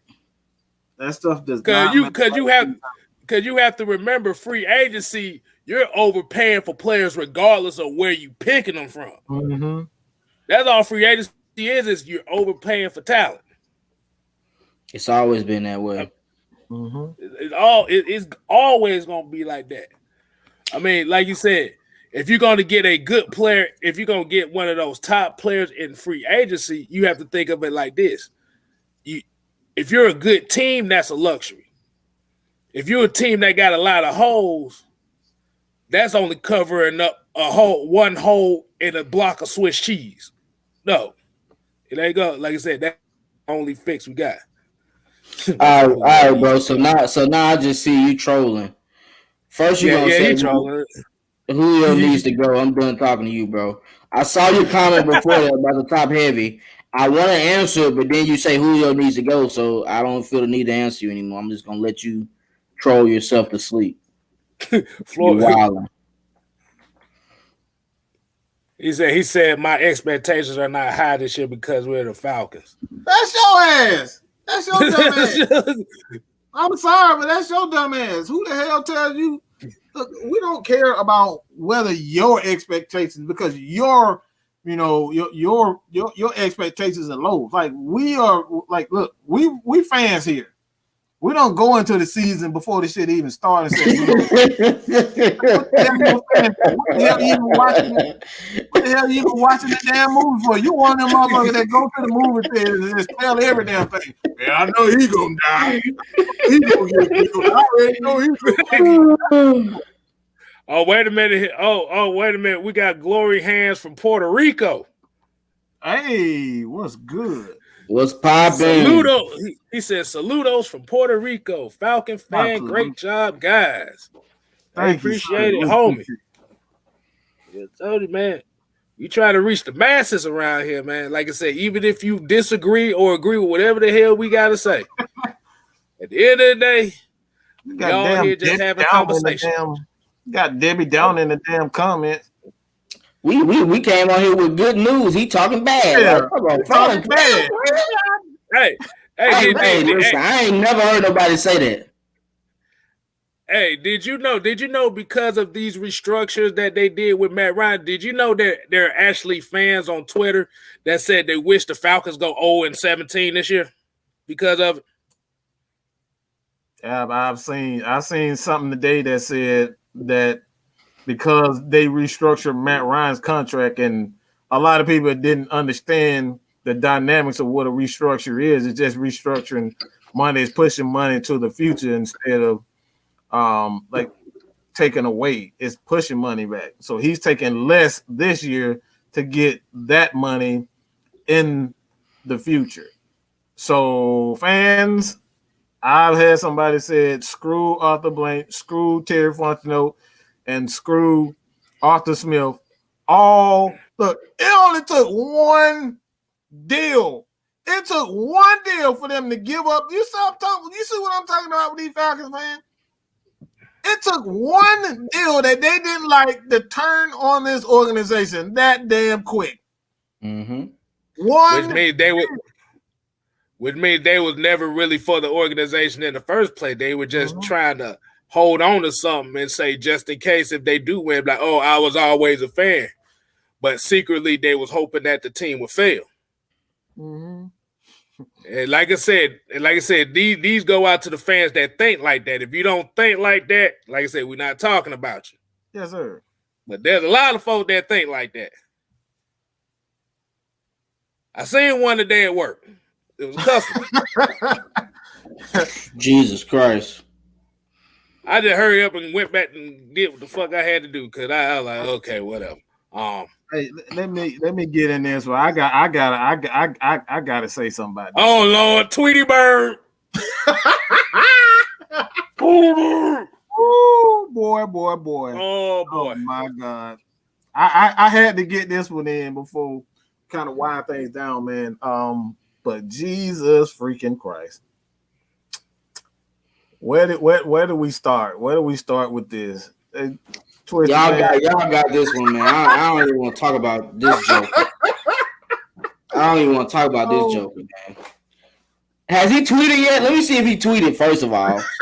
Let me see if he tweeted first. Man, they probably put him on permanent Twitter jail. or his agent then got there, took over his Twitter account. That's what happened the last time. He had the same tweet from 4 different teams saying the same exact thing. I can't even find his Twitter. Wow. That's tragic. That's tragic there, man. But hey, man, good luck to the Browns. They got some killers over there to where he won't be looked at that much. You know what I'm saying? They got one of the best pass rushers of the upcoming of the new era anyway. So I mean, he don't have to worry about much. What is he gonna be, like a situational pass rusher for 2 games and then be out? he gonna play them first 2 games tough as hell now. He gonna be one of the best players in the first 2 games, but after that, my shoulder. Oh, my Twitter finger. My Twitter finger. I just don't know. I'm gonna just say it like this, man. It's just too much of a risk. And he there with a whole bunch of punks. I'm just gonna be honest. Baker Mayfield a damn punk. Damn Odell is a damn punk. He's a damn diva, and he'll fit right in with them bunch of. Well, I won't say that, but he's there with a bunch of punks. I'll just say that he'll fit in nicely with them. That's probably the best place for him. He'll fit in right with them. So it's like, does he have talent? Yeah, he has talent. Can he get to the quarterback? He can get to the quarterback, but he'll get to the quarterback well in a couple of games, and then the next 10 games you won't hear from him unless it's on Twitter. Well, you might want to talk to some of these Browns fans because they talking about Tack gonna be the new Cleveland legend. Oh, they gotta chill. They talking about they've been wanting Tack since last year. They said they couldn't get him. Hey, y'all see that comment? My dreads too tight.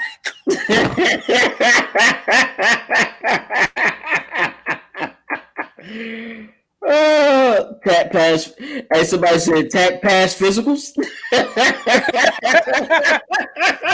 We still waiting on that part. We still gotta wait on that part. You know, I didn't even think about that part. Travis that's Davis, facts, bro. No, Travis Davis went wrong with that. We said the Browns destroyed more lives than Planned Parenthood. Wow. No, y'all. Man, they wild today, man. Oh my goodness. Lord heaven. Ice Willow comes, says what happened to Earl Thomas. Trying not to get shot by his woman. That's what happened to him. Oh Lord. Man, that was a whole type of mess with that Earl Thomas. I'm good on that, bro. That's too much. And you know Atlanta don't get them type of players anyway, so you might well cancel that. Yeah, absolutely not. And what his woman shot him over, I'm not going to say it here. We just gonna leave it alone. Let's just say, no. She I thought she pulled the piece. I didn't know she shot at him. She shot at that. She pulled the piece. I think she shot at the woman. Well, since you gonna bring it up, it ain't funny, but it's crazy. It ain't funny, but it's crazy. Okay. I'm gonna just say it like this: him and his brother was. I know that. You know that part. Okay, we ain't gotta explain that part. Yeah, that's a go. That's a give and go. So basically, she caught him on what was it? Snapchat Live or something? And she pulled the piece out. I said, nah. Well, we got rid of Miko Grimes' ass already. We don't need that problem in here no, absolutely not. And you know she don't play. Oh hell no. Brent was just there. To get paid. She ain't play that. Hey, look, Cinco Mo said he put it back. He said, Google it. That's all you gotta say. That's a fact. Google it. Google that. But ATM 304 said he almost went out like Steve McNair on the real. R.I.P. to Steve McNair, man. That's a tough situation there, bro. Exactly. That was messed up, man. One of the swag legends. I was devastated about that one because I like Steve McNair. Yeah, I was devastated by that. Let's say, bro, you got paid. You got to watch the signs. The signs is there. You just got to pay attention. He didn't pay attention to the signs, and that's what happened to him. Mm-hmm. Nah, we the Eagles. No, we can't get him. We got Hayden Hurst, the younger version. You got Jaden Grant. Yeah, Jaden Grant, a younger version. Yeah, we got two of them. Exactly. So I ain't really worried about tight end, man. We got a blocking tight end now. We good. Hell, we can do two tight end sets the whole game if we want to, and put Graham and Hurst in. I don't care. Them jokers gonna eat.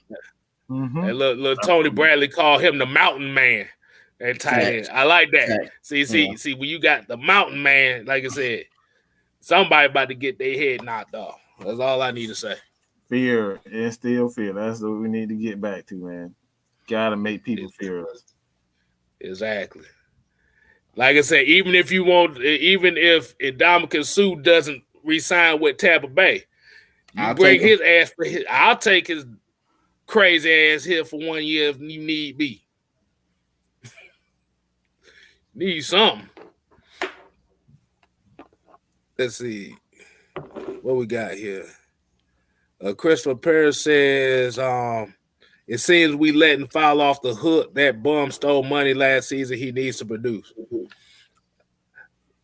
I ain't gonna call him a bum yet, only because we gotta see what he does in this system. If he doesn't get no better in this system, it's gonna be time for him to go. Because the way that these guys is rolling, they looking for immediate impact. Mm-hmm. Oh man. All right, we got another one here. King Hodgley said, what's the expectations for the Falcons this season? I don't care. I don't care to get in there right now. We haven't drafted anybody. We haven't really begun to see what they've done in free agency. This is way too early for that. Like, no, I'm sure. Right. Yeah. That's tough to say. The only expectation I have for the Falcons next year is a different mentality. That's the only expectation I have. We don't know what the record is going to be right now, but as long as if I see a shift of balance as far as philosophies and predicating defense and running the game to be the main focal point, that's the only thing I can give an expectation on right now. Mm-hmm. Just keep it a stack, man. Like that ain't what we doing, bro. We gotta at least wait till preseason. close to preseason. God dang, right, bro. to get an idea of what we're gonna do. Like we don't Y'all know trying to set us up. Right. Hold on. I want they said this. They said this. Nope. Wait the preseason. Let me see what we got. Exactly. Hold on. I won't hit this comment that John Thompson said. He said, as a motherfucker that struggle with PTSD and depression, I respectfully say you'll never see the signs clear. That is true too. That's a fact. That is true. And like I said, ain't no joking matter. But it's just one of those things where he just got caught in the wrong situation. Mm-hmm. Oh Lord, what? Hold on. Oh man, I see what you looking at. With this restructure, can we sign 48? So do you? Oh, so I'm looking at this question here. So do you think that this will be one of those opportunities that they give a contract to Fourier during this offseason? Or you go think the next season? Somebody's gonna get traded. You can't sign because you got to worry about Fourier, Calvin Ridley, Hayden Hurst, and we don't know what the new cap is going to look like next year. Right. So we gotta, like I said, we don't know anything right now. It's way too early to say if anybody's going to be restructured or anybody's going to be, because if the cap stays for whatever reason, it stays at 182. Then we'll be right back at this situation. We'll be forced to trade guys like Calvin Ridley and Hayden Hurst and Foye Oluokun. So it's like we don't know anything. So it's way too early to even, think about restructuring a young player like Foye and Calvin. That's the tough guy. That's why guys like Julio Jones is like they want their bread now because they don't know what it's going to look like next year. Mm-hmm. Right. John Thompson says Sue ain't crazy. Look at his podcast with Uncle Shay Shay, bro. Yeah, because he hang out with Warren Buffett all the time. That don't mean that motherfucker ain't crazy. I know plenty that of motherfucker crazy on the field. There's field crazy and then there's society crazy. He just field crazy. Now, like I said, you got to be a smart guy to be hanging around Warren Buffett all the time. Warren Buffett ain't letting nobody around him like that. Hey, this is facts. Because that would have counted. Oh, he damn sure would have. But I mean, if we look at it though, all the years Calvin's played, he's missed games, right? Because he has little ankle injuries and stuff like that. So, I mean, basing that and basing not making the Pro Bowl, if we're gonna trade somebody, like Mike said, it's gonna be Calvin or it might be Hayden. I don't see them trading Foye before them two, because you're gonna get the most from probably Calvin if you were to trade. That's gonna be the most draft bait. Yeah, plus that possession has a higher value than the other ones. Mm-hmm. I hope we can keep everybody, man, but you just never know. It also depends on how the season goes. Exactly. So the only thing next year I expect is Matt Ryan will throw for 4,000 yards. Everything else is up in the air. Millie Mills said, "Give me a hell yeah if you happy." Hey, Breeze was on the decline the past 3 years, man. I wasn't really worried about facing Breeze. Like Breeze was my worry. I wasn't worried about Breeze. Like I was worried about Kamara when we was playing the Saints the past 3-4 years. Because if you notice with the Saints, they changed their philosophy. Mm-hmm. Right. So like I said, Breeze was just a game manager then and there. He was still putting up his yardage, but it wasn't on the aspect of you was just going to solely rely on his arm. Mm-hmm. He was checking that thing down majority of the game anyway. That joker had 300 yards on checkdowns. Hey, shit. Hey. If it prevents him from getting hit here, that's the best thing you could do, especially when you're a quarterback at that age. That's the best thing to do is to put your quarterbacks in positions to check down and throw slants and 5-yard outs and stuff like that. That's definitely it. I appreciate everybody for joining us, man. We're going on 2 freaking hours. Every time we do these dang shows, man, y'all just keep coming back and showing us love, man. So you got John Kelly, 20 CM Frazier, Mr. Do So Good, Daniel Reed, Billy Ellswood, Ice Willow. I don't know if I'm saying half of this shit right. But AM, Chris Dunlap, everybody, man. I appreciate everybody for joining in. Miss Maggie, what you got to say? Bro, what the fuck? What's going on? What happened? Danilo Gallinari has 20 points at halftime already. Man, them boys balling. What the fuck? He got that work. He got that work though.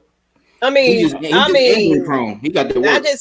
I've been reporting the Hawks news, and man, bro, and like I said, and Nathan Knight already has 10 points. Lloyd Pierce, what the fuck wrong with you, bro? Why the fuck you ain't been playing Nathan Knight all? He played 1 game with your ass. This dude to play 3 games under Nate McMillan and an average 10 points, at least 10 points a game. And they talking about Chris Dunn possibly could be playing soon when we go on the road, as well as Herter. I mean, he's gonna be was that Hunter? Which one of them? But Hunter. He's gonna be back I think Thursday. Streaky shooter.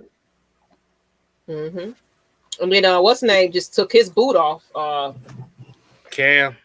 Yeah. So, but they saying about a couple of more weeks, so probably late April we might see him as well.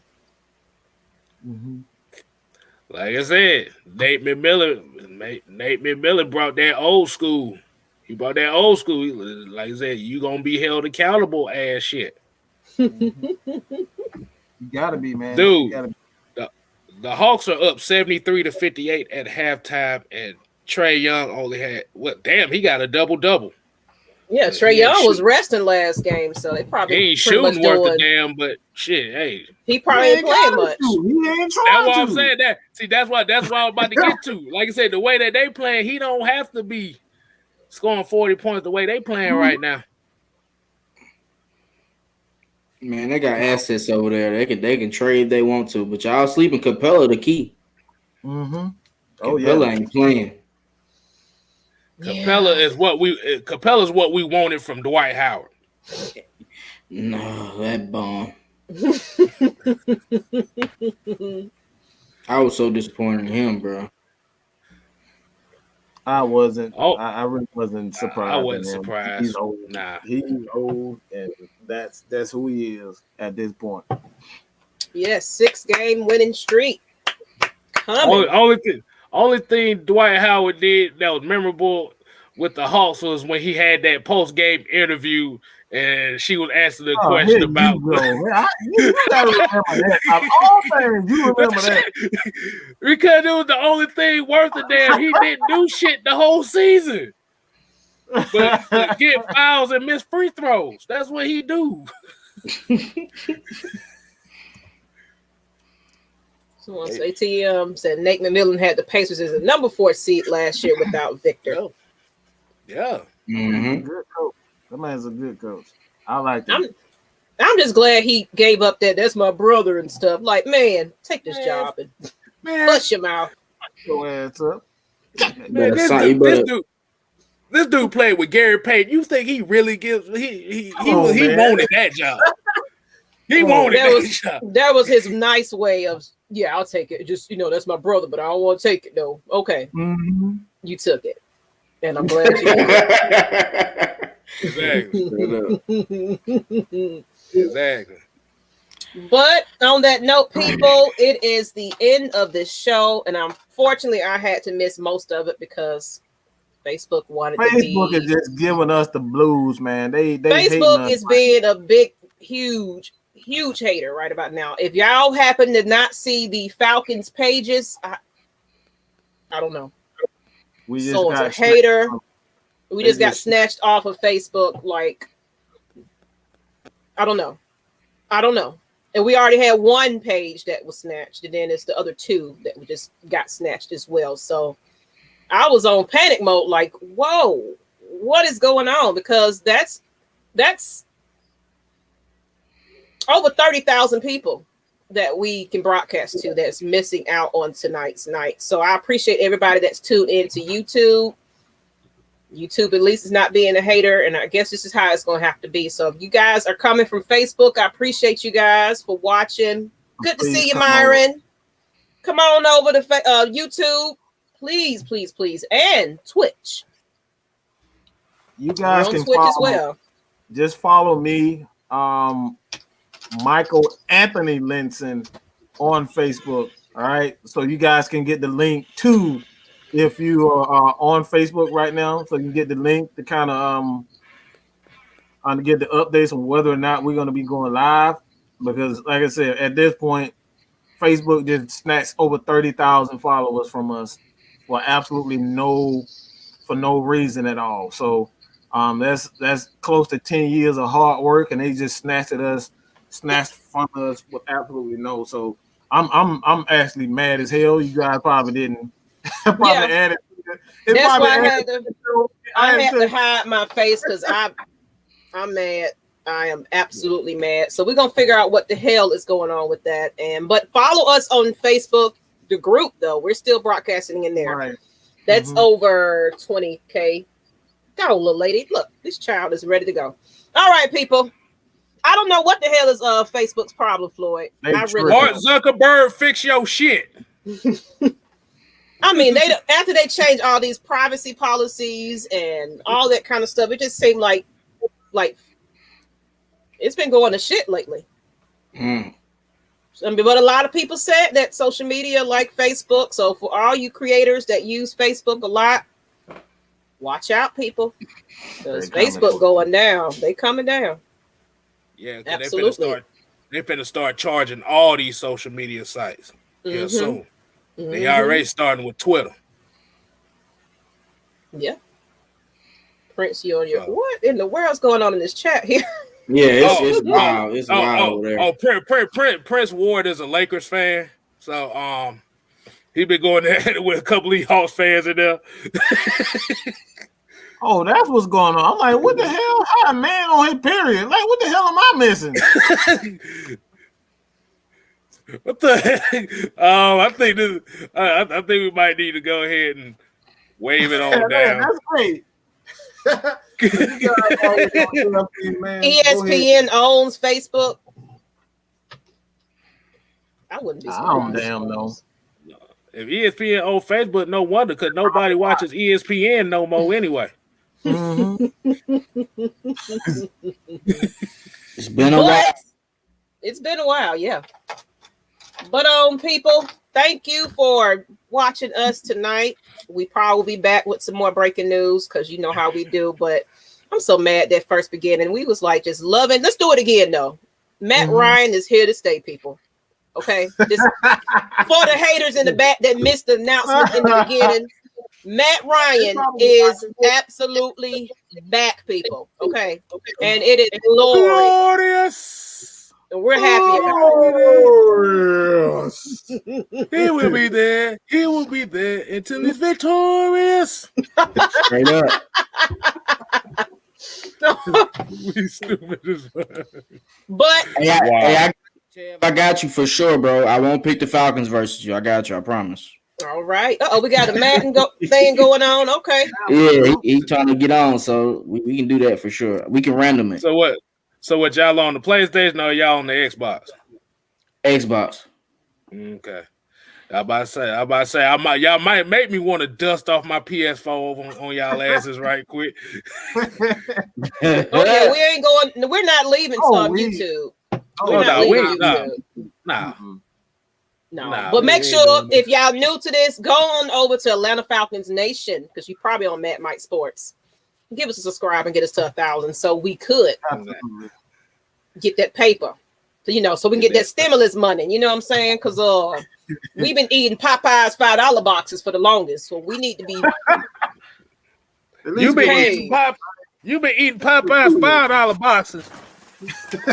Oh, don't make me pull out what I got. noodles and oodles and boodles. I've been eating these. Oodles and noodles. You see this? You see this? $2.50. That's all I can afford. You sound like Terry Crews. That's what you sound like. Like 99 cents. But as well as subscribe to Twisted Torch TV as well. Get that man to what are you? You need to be at 200, 300. Yeah, I'm at like 180, I think. Something like that. Give me the 200, then the 300, then the 5.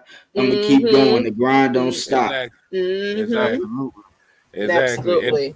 And I need 793 of y'all to get to 1,000. So we getting there. You'll get there. And also go to Miss Maggie T's channel. I do Hawks news. You know, I've been following them pretty heavy. So go on over there and check out the latest. I probably will do a update for tonight's game. Y'all see that probably in the morning. So I appreciate y'all tuning in to that because them Hawks might be turning around, people. Maybe. Hold on, Maggie. You ain't slick either. You still owe me a introduction on your show too. Don't forget that. I ain't forget about that. I haven't. You know what? Show. Well, you got to let me know if you're available Wednesday because we got a show tomorrow and we're talking about zodiac signs. Oh Lord, ooh, that's kind of spicy. Spicy. Hold on. I'm trying to think about how many signs I've dated because that matters.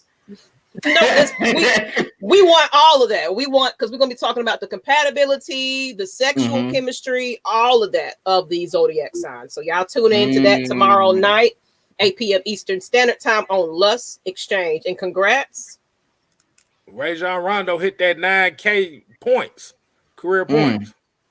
Shouts out to Rondo. Okay, Rondo over here being a veteran and teacher and making Shout out to John Thompson and Tara E. Rux. Birthday had a good birthday, man. I appreciate it. Everybody that's continued to support us, man, here at Atlanta Falcons Nation. Again, if you haven't already, please, we're about 130 away from 1K. All right, hit us up on Atlanta Falcons Nation. Support us there, man. Like I said.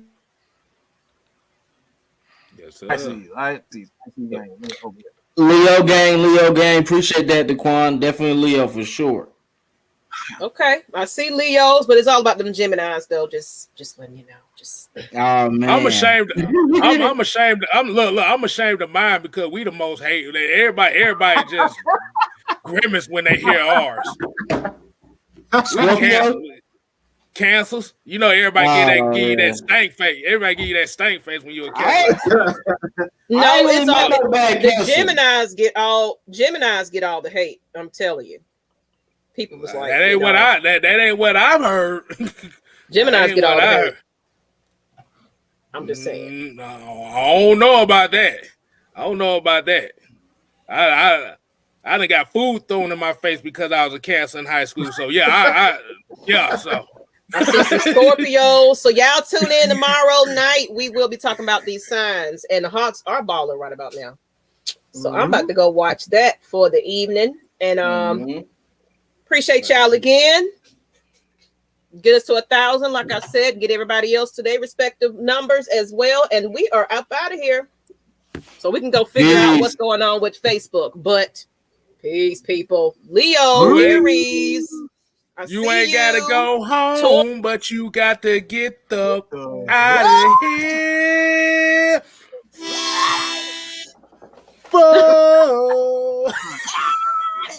Bring it out. Hey, Billy. Oh.